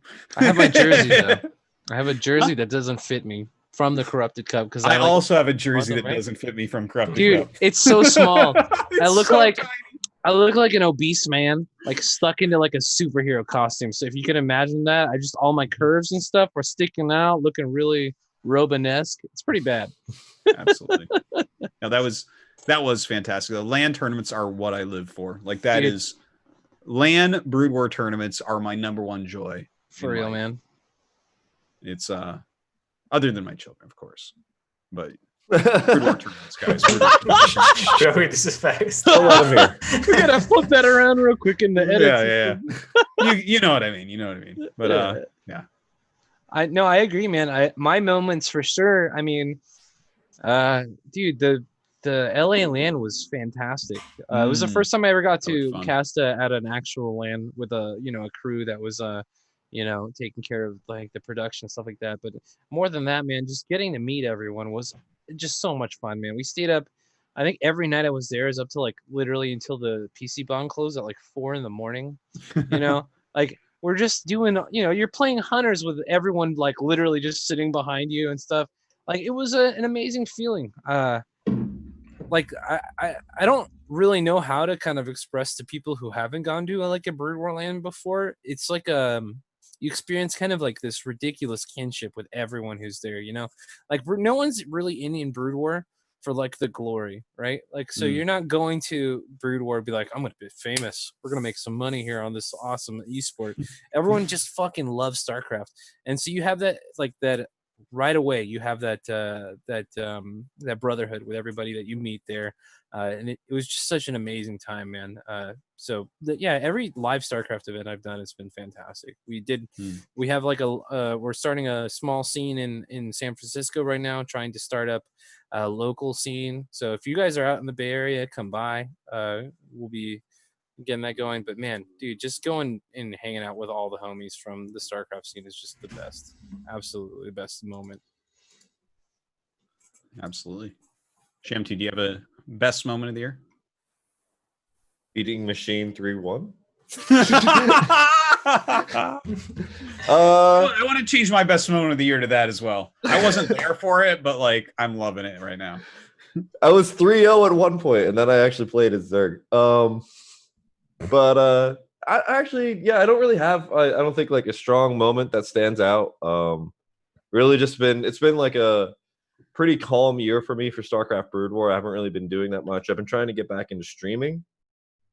So I've just been really enjoying streaming, even though everybody thinks I absolutely hate it. Because I get like so angry at my ladder opponents. Yeah, can you blame them though? Yeah. Every time I watch it, I don't think I've ever been that angry in my entire life. The best thing is whenever I go into work, because I mean, for viewers of the chat who don't know, I work at Twitch. So Twitch employees, actually, a lot of them know me as Shamtu because there's so many Kevins in our company. But also, they will tune in and they will watch my stream, and then the next day I will get like a direct message in our chat program, and it'll be like, "Hey man, like I watched your stream last night." I was, "Oh yeah, what'd you think?" They're like, "Do you really like that game?" They just don't get it. Yeah. Why would you do that? I do love this game. I just get very angry and upset at it. I think, honestly, probably my moment of the year was just deciding that like I just love StarCraft Brood War and I need to play it. Like I took a break from it for a bit, and I just started playing it again. I was playing with my friend Pylon, who's the guy who originally got me into StarCraft Brood War again, and it was good. It's good to just remember like this is the game that I love. There's no other game. I was just kind of like pondering around trying to find other games that I wanted to play, but it's Brood War. All right, excellent. All right, let's talk about next year a little bit and what that may or may not have have coming for us. So what are you guys like looking forward to for next year? I mean, not much has been announced actually outside of BSL and a second Corrupted Cup. Those are really the only, like even the Korean stuff, nothing's been announced. I should know because I'm supposed to cast whatever gets announced. But what are you guys kind of looking forward to as far as tournaments, content, that type of thing? Sorry, but I think like BSL 9, 8, 9, and 10 has been announced. It will happen in next year. Yeah, so that's it what will I all said. happen in next year. So we will have BSL 8, 9, and 10 in next year. So it will be 2,000, 2,500. So $9,000 tournaments will happen for Brood War for next year. So that's the thing. For I'm like I'm happy that it will happen. But for like there is also very important tournament, the Crafted Cup 2020. So I think like this is a tournament which works like a BSL back in the days, like World Cyber Games back in the days. Where people was trying to get better, to try to qualify for this tournament, and was trying to reach the right level to qualify for this tournament back in the days. And I think like Crafted Cup is doing great job. Like this tournament is motivating people to do it. So I'm waiting for the Crafted Cup beside PSL, of course.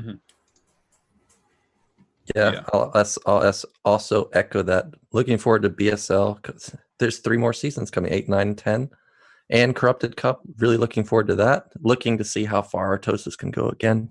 But as far as like content I want to see, I'm gonna say it again. I'm still waiting for the day where Blizzard says I want to have the 4 BSL winners or the last 2 BSL winners, and I want to send them to BlizzCon. They don't even have to have a prize for that. People will go. And then if they're going to have the KSL winners there, potentially you could take like the winner of the 2 BSL players, face off the winner of the KSL players. Now, I'm pretty positive BSL would get crushed, but people would want to see that. They would want to see Bisu versus, True Touch or Bisu versus Bonnet. So I'm hoping that Blizzard will do that, but, that's like a dream. Oh, I love it. I love that idea. I want to throw this out. Like, remember, because we have an amateur tournament series that happens in Korea called the ACS. It's like the sister tournament to the ASL. And when you win the ACS, this time it was Soma, you get seeded into the finals of one of the qualifier tournaments. So you basically play a match to see if you make it into ASL. It'd be cool if they did something like that, like give you a high seeding. Even if it's not the finals, maybe like a round of 4 or something like that, right? That would be amazing for an ASL thing. Like between BSL and Corrupted Cup, because I don't know. I think that would be cool. Like if the player is willing to go over or something like that, right? Like we've seen some of the people really are interested in that. Eon Zerg was here, DeWalt was here, Baku was here. I think that'd be cool. And if Bonnie would get a Terran in this finals, it's possible. Yeah. Oh, and how sick would that be to see a foreigner in a Star League? Finally. When's the last time that happened? Was that Elke in 2003? Was that? Yeah, I think Noni in 2009, right, or something like that. He didn't make it into a Star League though. Yeah, like no one qualified for a Star League. He got to the Pro League. Play in something that was open. Noni got to Courage finals. No one's qualified for a Pro League since. No one's qualified for an individual tournament in Korea since Elke. Oh yeah. Damn. Yeah. It's crazy. Long time. What are you looking forward to, Sham2, for next year in Brood War? Well, I mean, of course, have at you. Like, I'm looking forward to having something that's a little bit easier for me to maintain. I'm looking forward to BSL, of course. I am curious to see what's going to happen in the Korean scene. Considering we basically are kind of saying, if there haven't been any announcements of anything yet, like that is a little bit worrisome. But it's probably just all the negotiations between Blizzard and ASL about schedules and whatnot. And God knows what that's looking like now, considering the entire esports team is evaporated with Blizzard. But, I still have hope for, everything to work out well. I am not looking forward to the launch of Warcraft 3 Reforged because it's probably going to steal a bunch of StarCraft Brood War players. Not the ones that matter, of course. Yeah, just Gypsy. But he's stolen by any game that has 2 legs, man. It's crazy. He keeps trying to get everyone to play AoE 2 right now. It's hilarious. And if it's not that, it's WoW or it's something else. Yeah. I mean, I'm just looking forward to the future. I mean, I think at this point, it's becoming more and more apparent that it's going to be community-run events that are going to be the future of StarCraft Brood War again. I don't know what Blizzard's plans are for StarCraft Brood War or StarCraft 2 in the future, but I think it's going to go back to us driving everything. And I think, honestly, the community is doing a really good job. We're We're starting to have more LANs. There was the DreamHack Montreal thing that I originally started to organize and then dropped. But then, people still had it. The LA LAN, the New York City LANs. There's Corrupted Cup. Like, there's more and more things happening. And I think we're taking the reins again. And I think that's awesome. And I hope the biggest thing that I really hope for is that we actually can drive the numbers up, like whether it's on Twitch or YouTube or Africa or whatever. Like we still have this issue of viewership. So I mean, if you're in the chat right now, you don't follow any StarCraft Brood War streams other than Artosis, go follow Doc, go follow G5, 80s Mullet, like all these people who stream every day, because every day, or not every day, but a lot of times that I, stream Brood War, you get those people in the chat who are like, man, why don't I watch more Brood War? And you're like, yeah, why? Be the change you want to see in the world. Good way to put it. Good way to put it. Let's see. Doc, did you give your thing you're excited about next year? Oh, no. I'm excited about a lot of stuff next year, man. I could go on forever, but I'd say the most current pressing thing on my mind right now is the next LA LAN. The LA LAN was like my first actual LAN that I went to outside of the, doing the observer stuff for the holiday bash and things like that. And I got to tell you, man, I came back from LA like a new man. Like, I changed, like, so much of that was so amazing to me. I was like, I'm going to actually change the way that I'm living my life so I can make sure that I can keep doing this type of stuff for the rest of my life. So LA LAN number 2 is the next big thing that I'm really, really excited about. That's huge when we're talking about StarCraft. Like, for me, I'm going to try to be making enough money to just be going to every LAN I can possibly go to, because I don't think I've ever had more fun. Like college parties, whatever, dude. Who cares, man? Like, childhood memories, fuck it. You can take it all. I just want to keep going to LANs, man. They're amazing. Yeah, so that's big on my mind. I am really excited to see that Brood War is just growing in general. There's just new viewers at people's streams all the time that I've never seen before, and that's really weird to me, because you normally just see like the same old, 30-year-old fucking guys who just been playing Brood War forever in the chats, and you're just like, oh, it's you again. Hey, guy. But no, like, there's been hella people in new streams, and that's awesome. Seeing Brood War grow just in general on Twitch is something that I really want to just keep seeing. And so streaming in general has been really great. And then there's some really great support that's been going on the foreign scene recently that's allowing us to do more and more Star Leagues. Like, so the North American scene, the North American Star League just had a really fantastic guy. There's a guy named Moontank Spacewalk who's probably in the chat right now, who is like almost single-handedly sponsoring like entire tournament series. So that type of stuff is also just going forward. He's a great supporter. Yeah, being able to cast that stuff is gonna just, oh my god, dude, I love StarCraft so much, and I'm just excited that we're growing and seeing more money come in. So that's awesome. I got to kind of echo what you said. It's LANs are the most fun that I have, and whether that's whatever it is, if I can make it to a Brood War LAN, I will be there. Like, that is it, because there is nothing in the world more fun than going and playing Brood War with people in real life. It is just, it is something else. I love it. So that's kind of what I'm looking forward to, whether it's ASL qualifiers, possibly Corrupted Cup, whatever. Again, it's any LANs that pop up that are any good. But I thought this, if you will not qualify for the Corrupted Cup, you will go anyway. Oh yeah, I'm sure that Rustbrain will bring you out, man. Just be like, hey, maybe. Well, we'll see. We'll see. We'll start a GoFundMe. I hope to show good games and qualify once again. So I'm still practicing, so we'll see, I guess. Okay. All right. Let me see if that's all that I have here. Oh, I do have one more thing for you guys. I want to hear what your resolutions are for StarCraft next year. Your personal resolutions, like, is it something to do with casting, something with playing, something with streaming? Maybe you don't have resolutions and you're going to announce right now that you've quit Brood War forever. I don't know. But what are your resolutions for the new year for StarCraft? I can start this one. So I guess 3. One is hit B reliably. Oh, that's so hard, dude. Ever since the Korea link has gotten stronger, it's gotten more and more difficult.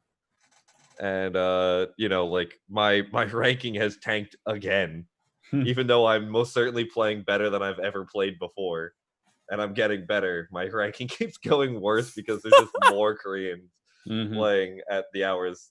Like I get a match with Koreans more. I want to keep Habit You running for the entire year, and I want to hope to get to Korea again and go see some more Brood War live. That'd be amazing. All right, excellent resolutions there. Doc, what are your resolutions for next year? Okay, so my first Brood War resolution is to get back into streaming more. I stream a lot of tournaments. I cast a lot, but because of all that and having to deal with having a day job and stuff like that, I just haven't been streaming Brood War enough. Dan used to bug me like every day about it, and it's been so long since I've been streaming. So that's I would say one of my big ones, the most Brood War relevant one. My second resolution is to beat Kix so bad that he just quits forever. And I love Kix, don't get me wrong, but he made a comment one time like, if I practice, I don't think Doc could ever beat me. And I just want you to know, Kix, if you're watching this right now, that you have maybe the amount of talent equivalent to that I have in my left pinky fingernail, and that one's kind of bit down right now because I had to kind of trim it, so it's even smaller than normal. So if you're out there, Kix, I'm gonna absolutely destroy you next year, okay? And then my third is Doc, you might want to slow down your goals because you can't even beat me, man. Whoa, excuse me. Whoa, All right, whoa! we're playing after the show. No, we're not. Because I gotta go eat. Nice dodge. Anyways, my last goal though, for real though, doing all this StarCraft stuff has made me kind of like realize what I want to do with my life, and I really just want to get into esports and kind of just do video games as a living. So that's kind of like a combo goal with the streaming, but also just make it into that industry because I don't want to do anything else, man. So that's my third goal, and it's happening this fucking year. All right, excellent. Zero, what have we got for your resolutions?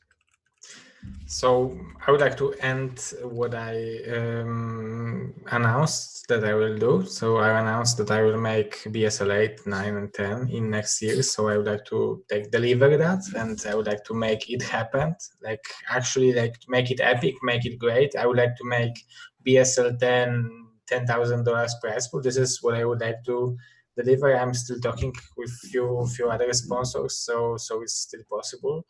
I think it's very possible. So this is my resolution for like from a producer's perspective, and from a player's perspective, I would like to advance to the Crafted Cup. I would like to play and advance to the Crafted Cup. It will be like I always it's like more important for me to advance to the Crafted Cup like than any other thing, because I always wanted to improve as a player. So so this would be great to do it. So I expect that 2020 will be the year of like great tournaments, and 2021 will be the year of Zero becoming pro gamer. So so that would be great. But right now, yeah, it is like I would like to deliver what I announced in the next year and to qualify for the next year of Crafted Cup. So I have a plan from next year, so that I will play StarCraft for like at least like 15 games a month and practice it. So nice. Yeah, I would like to do that. I love it. That's great. Naokian, what are your resolutions? All right, so I'll say for playing, I want to make like 2,500 on the ladder, because I've had this barrier at 2,400 like forever. Like it's just always, I can never go past 24. We're just always cut off there. I'm not always near 2,400, but like that seems to be the highest I can ever reach. And then I want to do more YouTube stuff. Recently, some guy contacted me with sponsored games replays, and I've been able to cast them. As you know, on YouTube, I was casting Into the World, but then I took all that stuff down because of copyright. And I thought that, it's not right to take other people's content and just cast over it. So I'm looking to do more YouTube stuff. And of course, I want to improve my casting because I want to wake up one day and I want the phone call to ring, wake me up, and it's going to be the people from Africa saying, "We want you for ASL." That's what I want. That's my resolution. Yeah, take Dan's job. No, we got a trio. Artosis, Tasteless, and me. Oh man, That's the Korean style right there, two man. Terrans and a Protoss. Screw this. We can get rid of Tasteless, man. The two Dans, the two macro Two Dans. The Dan By the way, and Dan. Tasteless said hi to everyone. Yeah. No, that's great. I'm not from Africa TV. I just kind of work for them, but I want you at ASL. That would be amazing. Yeah, dude. All right. Great resolutions, everyone. For me, I just want to continue to get better and do better in tournaments because fuck if I don't love playing some Brood War tournaments. And maybe I'll finally for once shut up guy in the chat. Show the guy in the chat my true skill. All right. And yeah, okay. So that pretty much does it for all the Brood War stuff that I had going on. We are going to jump into questions here momentarily. We have a few clips. So we have a few winners that sent in some clips that were representing some of the best moments of the year, I guess, on Twitch for Brood War. The winners were Depressed_Marauder, Sate0, and 80s Mullet. Yes. So Cobra, go ahead. Let's play these clips.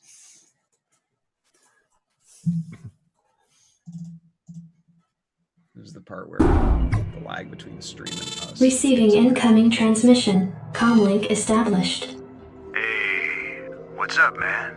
Stand by for incoming transmission. Get out of here, guy in the chat. You don't know what you're talking about. You think he's good? What the fuck? I almost won after all that.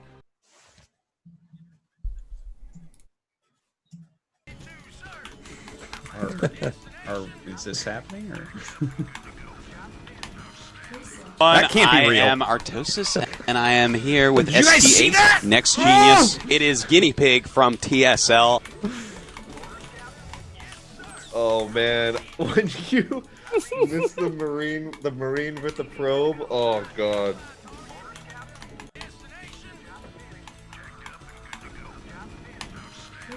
That can't be real.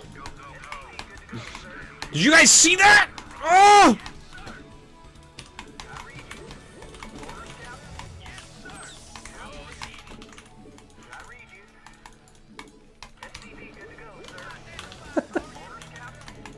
So it's with the Artosis trying to kill the pro? That was... I can't even believe...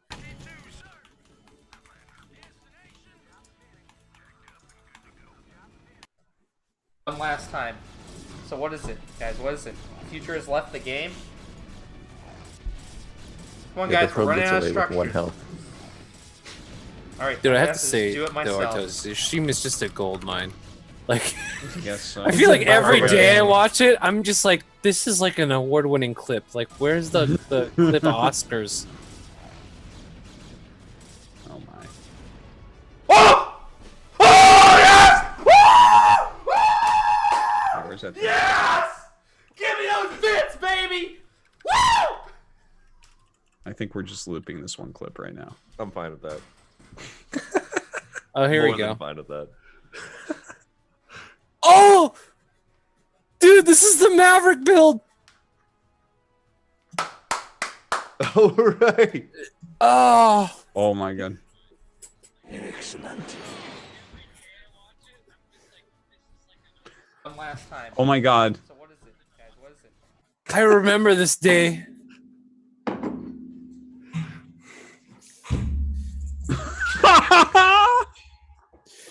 Dude, look at him do his little victory walk.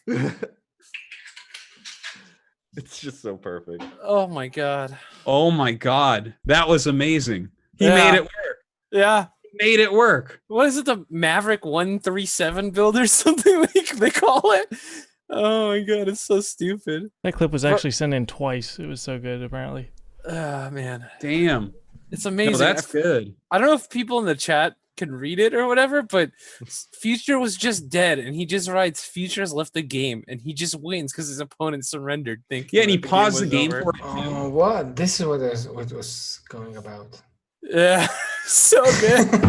Yeah. I didn't understand no buildings what the left. sleep is about. That's like, so funny. Yeah, so good. Someone got me with that once, like 15 years ago. Oh. And also one time, like a really long time ago, I was like, oh, this thing's happening in my game. How do you fix this or something? And the guy was like Alt F4. And then I hit it. And I was like, what? That was a long time. That was like 18 The years Alt ago. F4s, that was like pre-internet and no one really knew, right? Yeah, no one knew that just turned off a program. Amazing. Amazing clip of Future there. That's love it. I love Rich, man. He's great. All right. Yes, indeed. Okay. So, we are going to go into the Patreon questions in just a moment, but first, there are just like 3 pressing tournaments that are occurring in StarCraft 2 this weekend that we want to give a quick shout out to.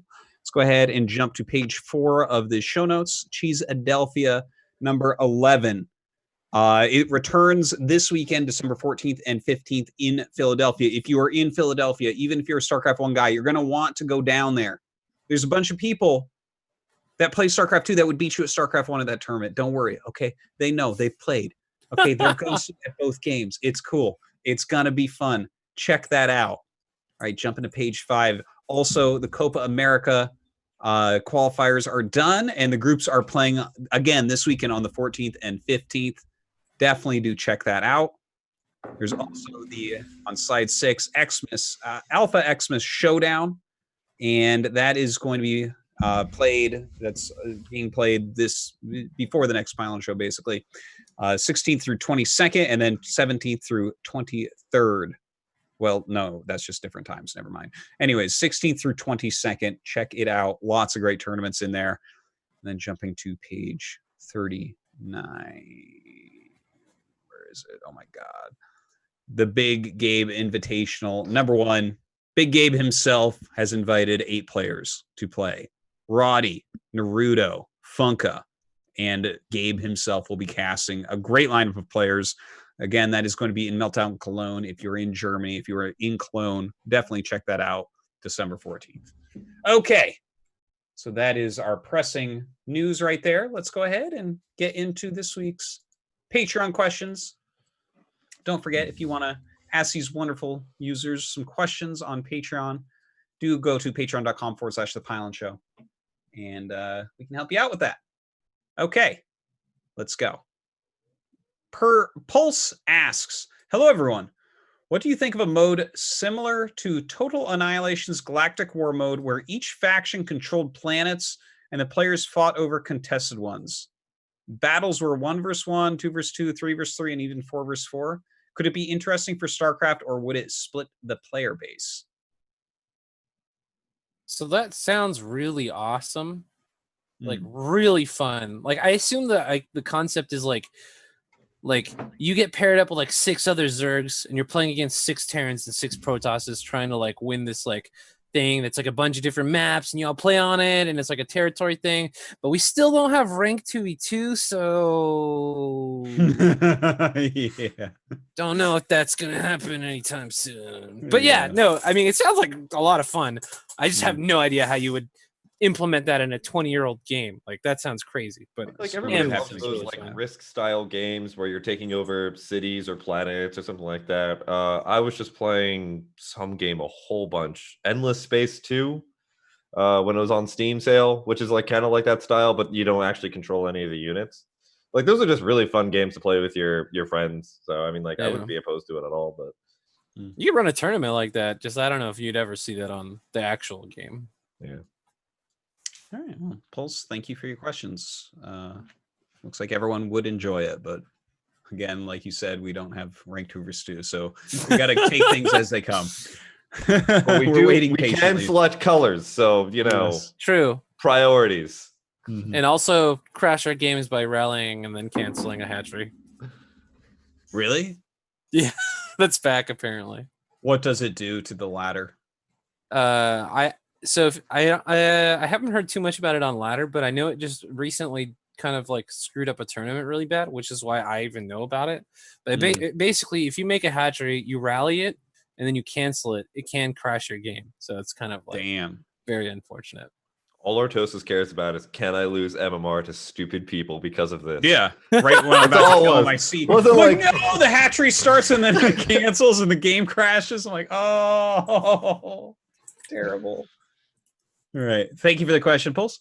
Mitchimus asks, how do I get Blizzard to release a Beastie Cutie announcer pack?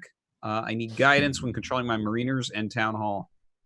Well, that's, I think, a StarCraft 2 question, but I think you tweet at them and tell them that you would like a Beastie Cutie announcer pack. And if they get enough people doing that, I bet you they'll consider, because he is a pretty big figure in the community. Thank you for the question. Paragliber asks, after the Nurchios MKers drama,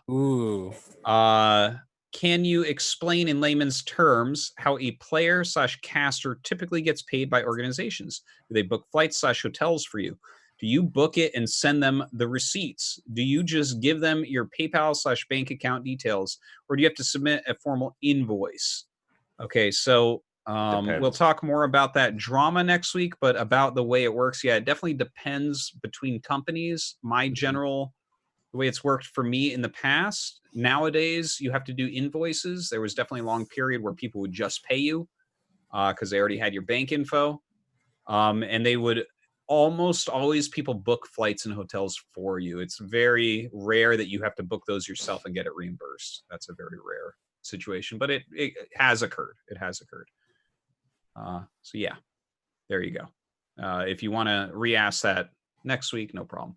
Thank you, Paragliber. Sate Zero asks, everyone, but especially Doc and Sham, CPL Season 5 is probably going to start shortly after the new year, right?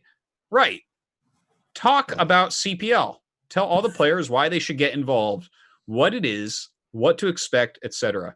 Hype this shit up. I want more people in it this season than CPL 4. Hashtag Team Drag. So CPL is the Coach Pupil League. It's an incredibly awesome, like, if you are a new player in StarCraft Brood War, and I was kind of talking about this on stream last night or two nights ago. Like, the best way to learn Brood War isn't from videos, and it's not from Wikipedia articles or anything. The best is honestly to have a coach. It's so complex that trying to read a linear thought pattern like a page or a YouTube video just doesn't work. Coaches are the best way. So what CPL is every team gets 2 to 3 coaches, and they break it up by tiers of what type of players you are. So tier 3 is like 1,400 and less. Tier 2 is something like 1,400 to like 1,700, and then tier 1 is like 1,700 plus. And then the coaches are typically better, sometimes not always. And the objective is that you basically work through the week on like submitting replays or working with your coach on how to get coaching lessons, and you do Kings of the Hill, etc. And different coaches have different expectations for how you sign up for that week. But then you sign up. So tier 3s are versus tier 3s of other teams. And basically, you play other people your level or around your level. And then, obviously you can probably send that in to your coaches to get some feedback. There's a bunch of casters like Doc, myself, and a bunch of other people who go in and they will cast those games as well. We try to be very constructive with casting those games and or just cast them like they're normal pro games. Both styles people really appreciate, so that's really cool. And just overall, like, CPL is an incredibly awesome tool if you are a new player in the scene. It also gives you a whole bunch of people that you can actually talk to and get some advice from. Like, I mean, I've been a tier 2 before, and I've been giving advice to tier 3s. If you want to start, you should go to CPL. Yeah. So to back that up a little bit, like, I don't know of a video game with a community that does this. This is like if you want to go like learn to play League of Legends, for example, like I've been playing League recently, so I listen to a lot of League content. And if you want to get some of the best people in the foreign scene in League to coach you, you have to literally pay them, and like they have like partnerships with websites and stuff like that you go and you pay subscriptions, all that stuff. If you want like coaching from the literal best Protosses in all of North America, you just sign up for CPL. That's it. And then you have, not only are you assigned the literal best players in the foreign scene, you're also assigned teammates of all the different races to help you out. You get like every coach I've been on each coach has had like a whole, like a bunch of write-ups and things for matchups as well. You get set up with tournaments that you get to play in. I think being casted, is super fun. But you're not even obligated to do any stuff. Like, let's say you sign up for CPL, you're not like paying money into it or anything like that. If you just feel like it's not for you, you're out.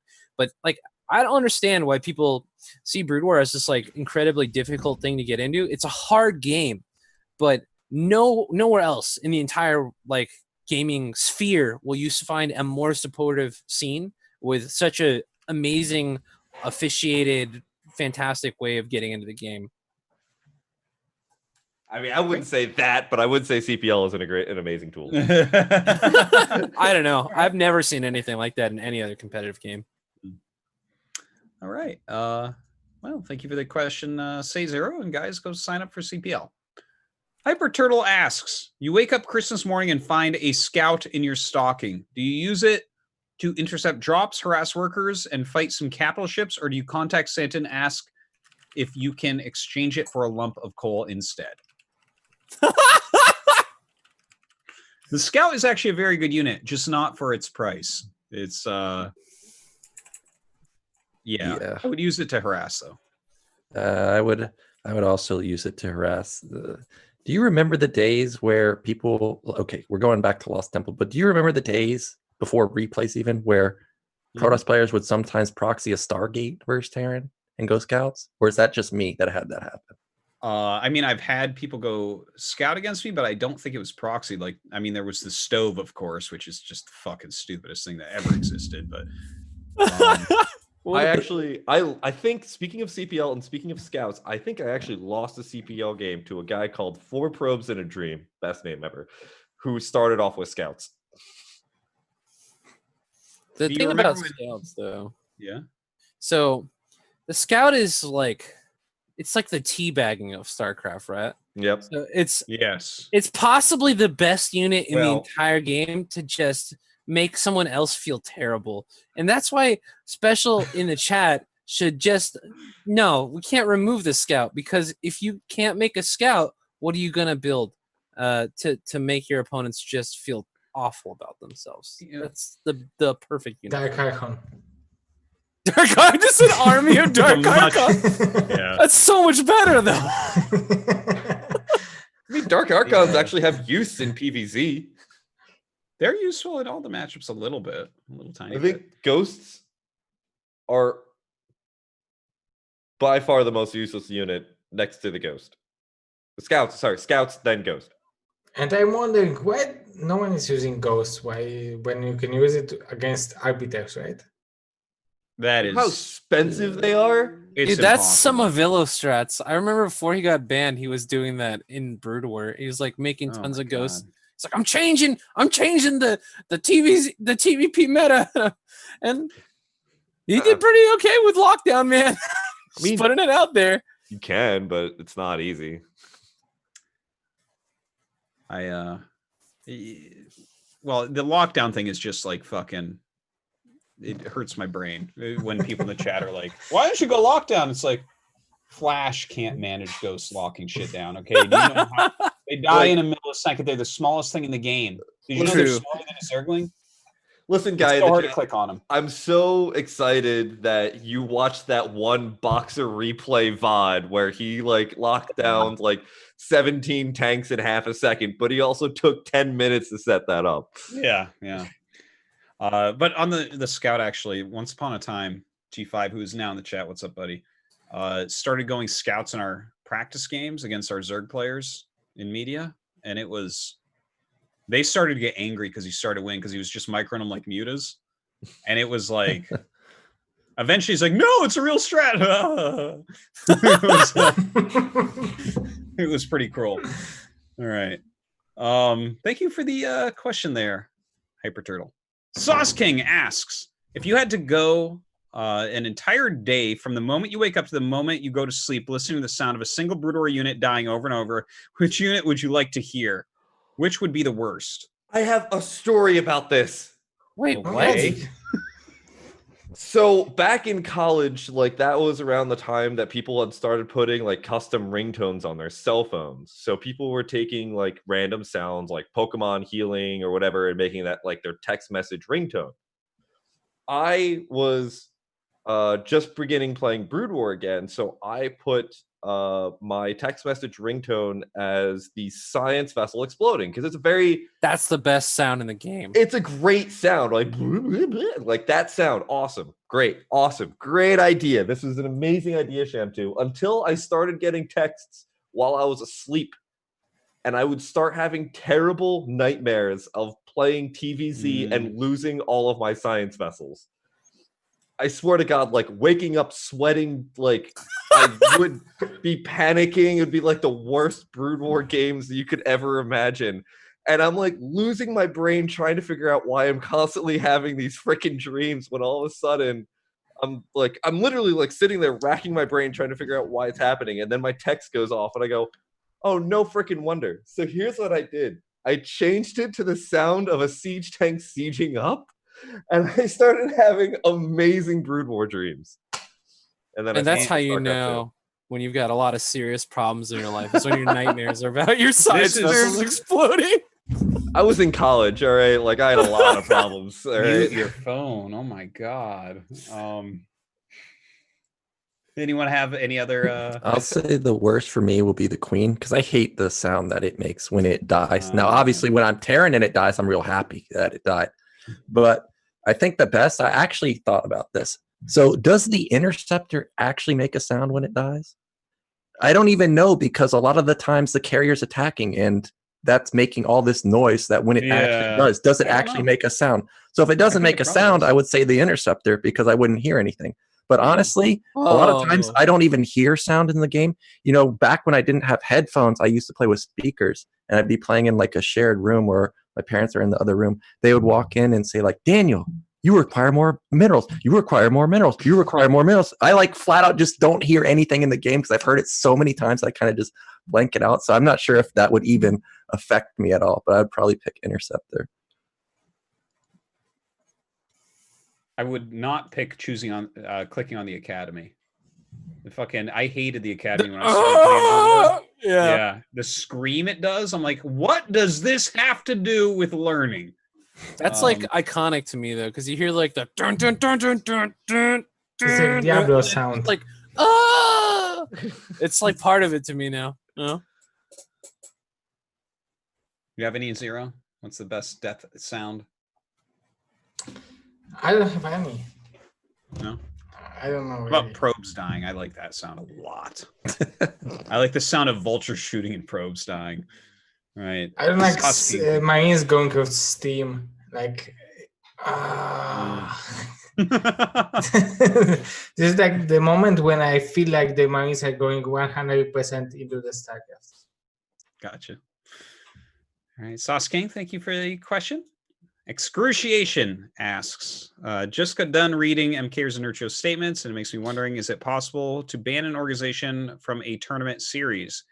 Has it ever been done before, both in and outside of KESPA? Banning an organization from a tournament series. There's definitely been rules in the past in Korea about what your sponsors can be and things like that. So I suppose that the Koreans could pull something like that off. Could something like that occur in the foreign scene? I don't think it's even a good idea. I know that there's issues going on between Nurcho and MKers, but for instance, they sponsor Showtime. Do you want him to not have a sponsorship? Like, I don't think that's a good idea. It would just end up like punishing the players more than it would the organization. Like the punishers want to, the players want to play in the tournament more than the tournament organizers care about it, I guess. Yeah, I would agree with that. Thank you for the question. And Nescu asks, isn't it unfair how Zerg has to build 2 spires to research double air upgrades, which cost 200 each and take an eternity to finish? Toss and Terran can switch into air more easily. How about an add-on for the Spire? 50-50, the same time, build time as a tech lab, and just researches upgrades. So I guess they're talking about StarCraft 2. Well, if you were talking about StarCraft 1, I could have taken this into consideration. But in StarCraft 2, Zerg gets so much fucking money because they have the entire map anyways. So, I mean, I think it's fine. Also, different races are different. So I hate all these stupid comparisons where people are like, well, isn't it unfair that a Marine can literally, if I have 500 Marines versus 500, they're just different. You can't make those horizontal comparisons without talking about, how the units perform outside of a vacuum. Well, how about, I can't remember the Spire question, but how about if I have poor macro like you can as Zerg? How about if Terran can build 3 units at once out of his factory or something like that? If you want to give him this Spire change, why not give me the macro change? I mean, right? Terran has no way to get back from bad macro, but Zerg is just like, I had bad macro the whole entire time. Time to pop out 30 ultras. Hey, hold on. That's a strategy. Okay, I'm saving my money for retirement when I retire from playing the game versus you because I have 10 Ultralisks.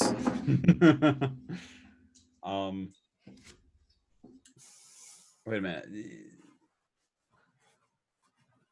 I can't remember. God, I had something. I had something good there. Fuck. Okay. Well, I'm sure it'll come back at some point. Enescu, thank you for the question. Alessandra asks, after all these years, Brood War got patches, announcers, whole new bugs, whole new reskins, team leagues. Was it worth the wait, or do you secretly feel the game you love has changed in some way from what it was? Oh, this is the trigger. This is a really touchy question. This is the trigger question. Wait, what's? I don't understand. Okay. So I guess it's a good question. Thank you, Alessandra. So in the foreign scene right now, there's a lot of sensitivity about things like how the development team has been unable to address some very critical bugs or deliver on a lot of the promises that were made at the beginning when StarCraft Remastered was announced and then followed up upon. So there's actually so much discontentment right now going on that people are looking to create like another alternative to StarCraft Remastered. I don't necessarily know how I feel about all that yet, because in one situation, obviously, the StarCraft Remastered team is very small, and I don't want to be laying all that blame right at the feet of the developers. But I'm not a software developer. I know Sham2 has much better educated opinion on this. But StarCraft Remastered has done a lot to change the scene. I mean, for one, due to the fact that it's essentially the only StarCraft that anyone really looks at playing anymore, it did a lot of things like kill shield battery. IC Cup is very much kind of out of the picture now, and I know some people on TL have been talking about how StarCraft Remastered took a lot of power away from the community, as StarCraft has essentially been a community-run game and balanced game for an extremely long portion of time. And yeah, that's a huge, very messy topic right now. But I think Remastered did a couple of good things and made it really accessible to new players just by having matchmaking and then kind of just bringing it back into people's thoughts. Because I know without Remastered, I wouldn't be playing Brood War. Like I was a StarCraft 2 player, man. I came to Remastered and this is my new favorite game. I mean, StarCraft 2 is great, but Remastered is what brought me, and I know a lot of other people, to StarCraft. So it's definitely been, I would say, probably so at least. When did you start playing Brood War? Very so post announcement of Remastered, but pre-release. So I played on. So you never played like in 2009 and. No, sir. I was busy playing StarCraft 2, man. I'm telling you. So I played Brood War. Okay, no, that's not true. Look at Zero's face. All right, so I never really know what the Brood War is when you were saying. I didn't. But I go back and watch because I've got friends like Nayoken and stuff who've been around and just tell me about the glory days. But yeah, dude, I played Brood War when I was a kid on like pirated Peruvian CDs with 2 computers landed together by my fucking nerd uncle, and we played like 40-minute no rush. Like legitimately, I would go 4 probes, maxed out carriers. Okay. That's how I played StarCraft. And then I remember those days I got into StarCraft 2. And that's where I really got my start with StarCraft 2, playing competitively. But I at one point, I didn't have a computer that could run StarCraft 2. And I was like, fuck it, let's play some Brood War. I hear they're going to remaster it. And since then, I mean, you see me. Since then, I've just been casting and playing and having the time of my life. But I didn't play during 2009 during the you should learn Renaissance. New people how to play Brood War. That's what I'm trying to do, but I'm bad. But I'm starting eventually, so we're gonna be we're working on that. Me and Sham 2 and a couple other people really working on bringing it to some new people. As a person who's played for not a ton of time during IC Cup, but I did play IC Cup, and then now playing into StarCraft 2. I mean, I'll take StarCraft Remastered simply just because of the connectivity solves alone. Yeah. But I can see. So I mean, there's both sides here. Like I don't like the fact that Blizzard has complete control over the scene.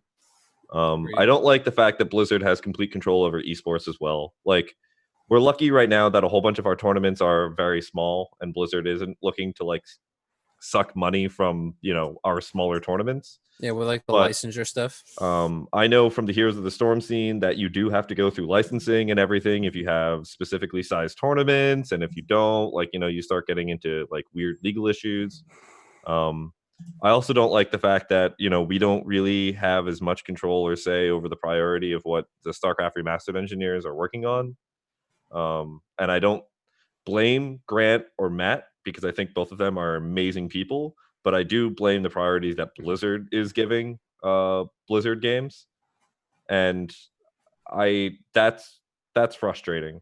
That's really frustrating. I also don't like some of these ladder maps are just like I don't know what the hell they're picking, and yet I have to like deal with them. I miss IC Cup in some ways because you could play on maps that it's a little bit cheating, right? That you're playing on maps that you prefer versus not. But I there's good and bad. I don't think that there's going to be a good answer here. And I know everybody in the Brood War community is like, Sam too, apologist for Blizzard. But I do appreciate a lot of the changes, but I also think, and Grant and Matt, I think, have admitted as much, as that like they need to figure out how to make these patches more reliable. They really need to figure out how to make these patches more reliable. And I would rather, honestly, if they just froze features until they can figure that out. Any thoughts, guys? Okay. Well, for me, Remastered has been great. I quit for a long time. Then when it came out, like I had this feeling like something's missing in my life, right? And then Brood War came back out, and it's like, okay, I know what's missing. It's this game, and everything for me has been fine. I don't really necessarily notice any new bugs in terms of gameplay. I know people talk about how like ladders busted or whatever, but I can deal with it not working for a day or whatever. It's fine. I guess the one thing I didn't like was when they made ladder not global and you just played the same 3 people over and over. But as soon as they reopened it, it has solved all the issues for me. Mm-hmm. I guess like the question isn't necessarily just, the question asks about patches and stuff, which isn't really, when I think of patches, I think of balance patches. And that doesn't really apply to Remastered. Like if there's some things that I wish they didn't add to Brood War. Now I know probably all of the chat is not going to agree with me with this. Back when they added replays, I wish they had never added replays, because back then you come up with your own builds, your own style and stuff like this. Now everybody just watches a flash replay or flash VOD. If I could go back and change that, I would remove replays, but nobody wants that. You are the only one for sure. Yeah. Yeah. Okay. Zero, do you have any thoughts? I don't know. I think Nagan said everything. Okay. I don't know. I'm just super happy that we have Brood War back and it works on all the PCs, and we have a ladder, and that's all amazing. I do feel like the latency was better with Chaos Launcher when I was playing America to Korea or Korea to America, or even Korea to Europe. because I played with some of my practice partners still after I moved here on Chaos Launcher, and I did feel like the latency was better, but I'm not.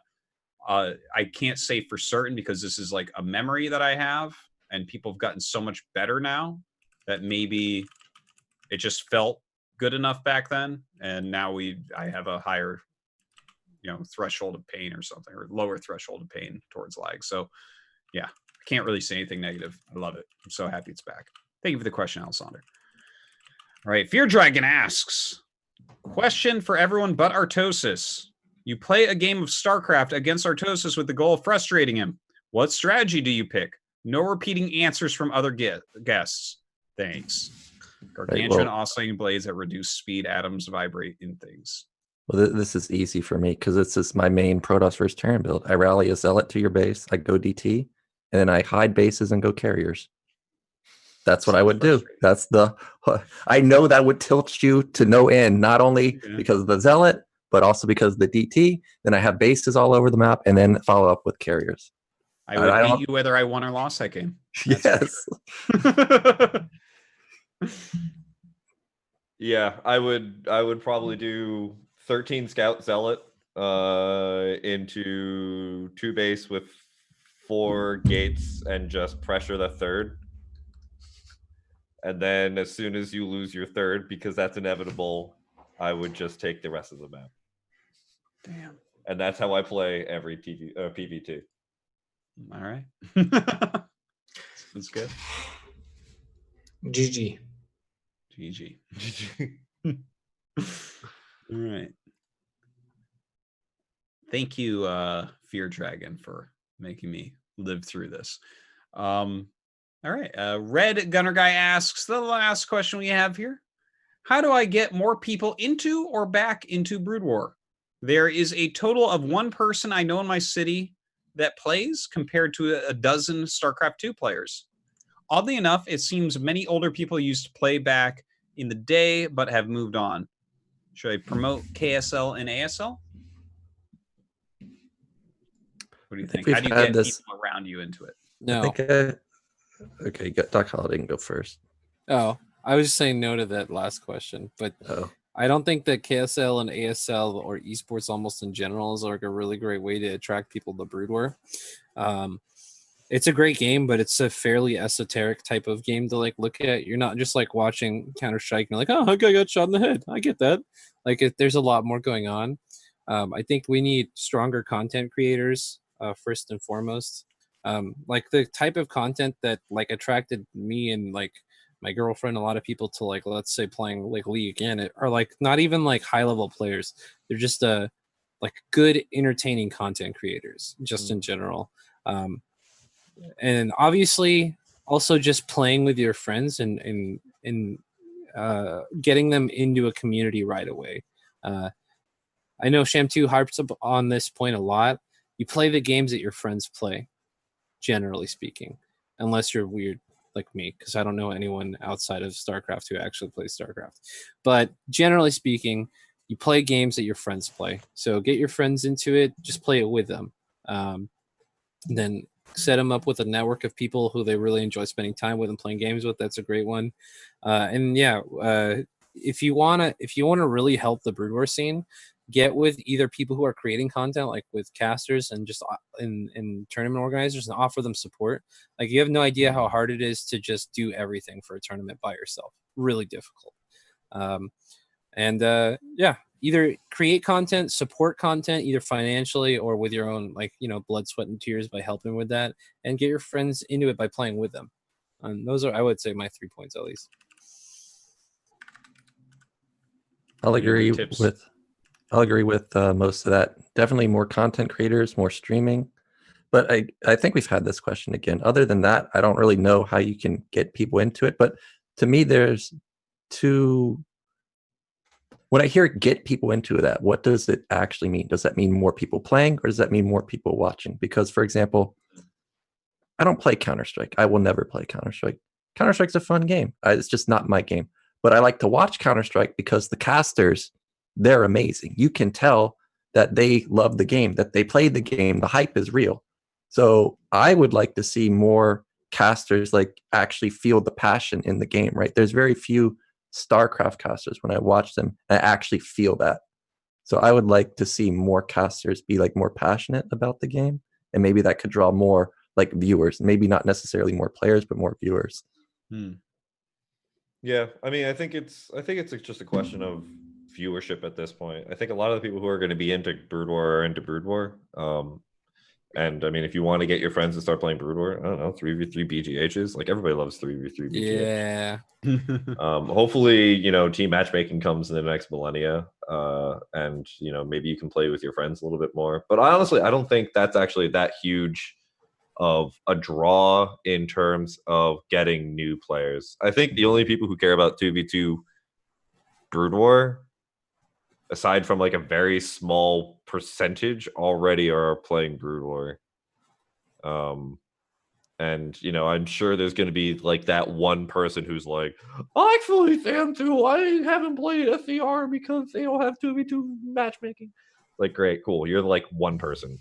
I think largely it's just play the games that already exist. If not, I don't think there's really going to be that many more people injecting into the scene. But as far as I know, the scene is incredibly stable. Like, there's not that many people leaving. It's growing. What are you talking about? Yeah, it's slowly growing. Like, I think eventually it'll get to a point where we're. I don't think US West numbers have larger. changed. I don't think any of the US gateways have changed at all. Maybe Korea. Oh, I don't know. I don't look at that shit, man. I just see new people in the chat all the time on Twitch, and I'm like, oh, there we go. We're growing. I guess that's not very scientific, but I mean, I feel like a bunch. Yeah, I see new people all the time in the scene that I've never seen before. So. Thank you much for the question, Red Gunner Guy. That does it for our Patreon questions, and thus the show now ending. Guys, once again, please check out matreon.com/The Pylon Show. Go ahead, click contribute, go to the coupon code, type in lights, LIGHTS, just like what Zero has in his background there. It's beautiful, beautiful tree. And you can help us out. Also check out patreon.com/The Pylon Show. This is how we fund the show. And a gigantic thanks to everyone there who supports the show. We really could not do it without you guys because the show costs money to make. And let's see, 1 second. And big thanks to the staff of the Pylon Show, of course. Always very important. We do not do this alone. And okay, that's about it, guys. Why don't you tell everyone where they can find you, where they can get more of you, where they can follow you? Doc, let's start with you. Yeah, you can find me at twitch.tv/DocHoliday_TV. You can usually find me streaming on the weekends, and I'll be trying to stream more during the weekdays. Also, follow me on Twitter at DocHoliday_TV. Very easy stuff. Outside of that, there's nowhere you're gonna be finding me until I get this YouTube thing going. So just check out those two things, and it's a great way to just kind of find out about the foreign scene in general. Oh yeah, one more place, Molotopia Discord. If you guys want a sick place to just play a bunch of games with anyone who's awesome, Sham2's there, I'm there, Nyokin's there, G5's there, Future's there. Literally everybody's there. Come to the Molotopia Discord, and G5 will throw a link in the chat or something. Great name of a Discord channel. Fantastic. Okay, thank you much. Zero, where can people find more of you? What should they follow? Where should they look? So if anyone wants to hear about BSL, I think they should join bombasticstatic.com, and if they don't join bombasticstatic.com, they could join Bombastic Static on Twitter, on Facebook, on Twitch. I think it's 0PL is the link they should follow. 0PL. Mm-hmm. So on Discord, I think they should join the Bombastic Static, the Bombastic Static web page, I would call it, on Discord. So I think everyone on Discord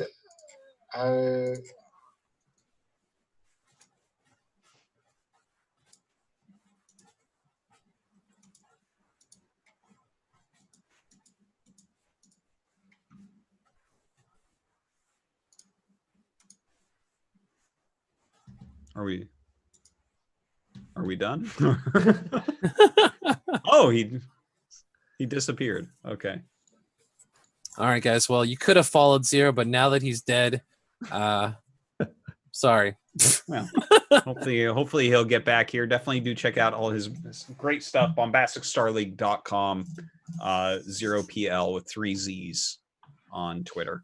Nyoken, where can people see more of you, follow you more, and everything? You can find me on Twitter at the Nyoken. You can find me on Twitch at Nyoken, but I'm taking a break from playing right now. But mostly what I do currently is I'm casting some replays that I got of some sponsored games. I already put up a couple casts on my YouTube, which is YouTube/Nyoken.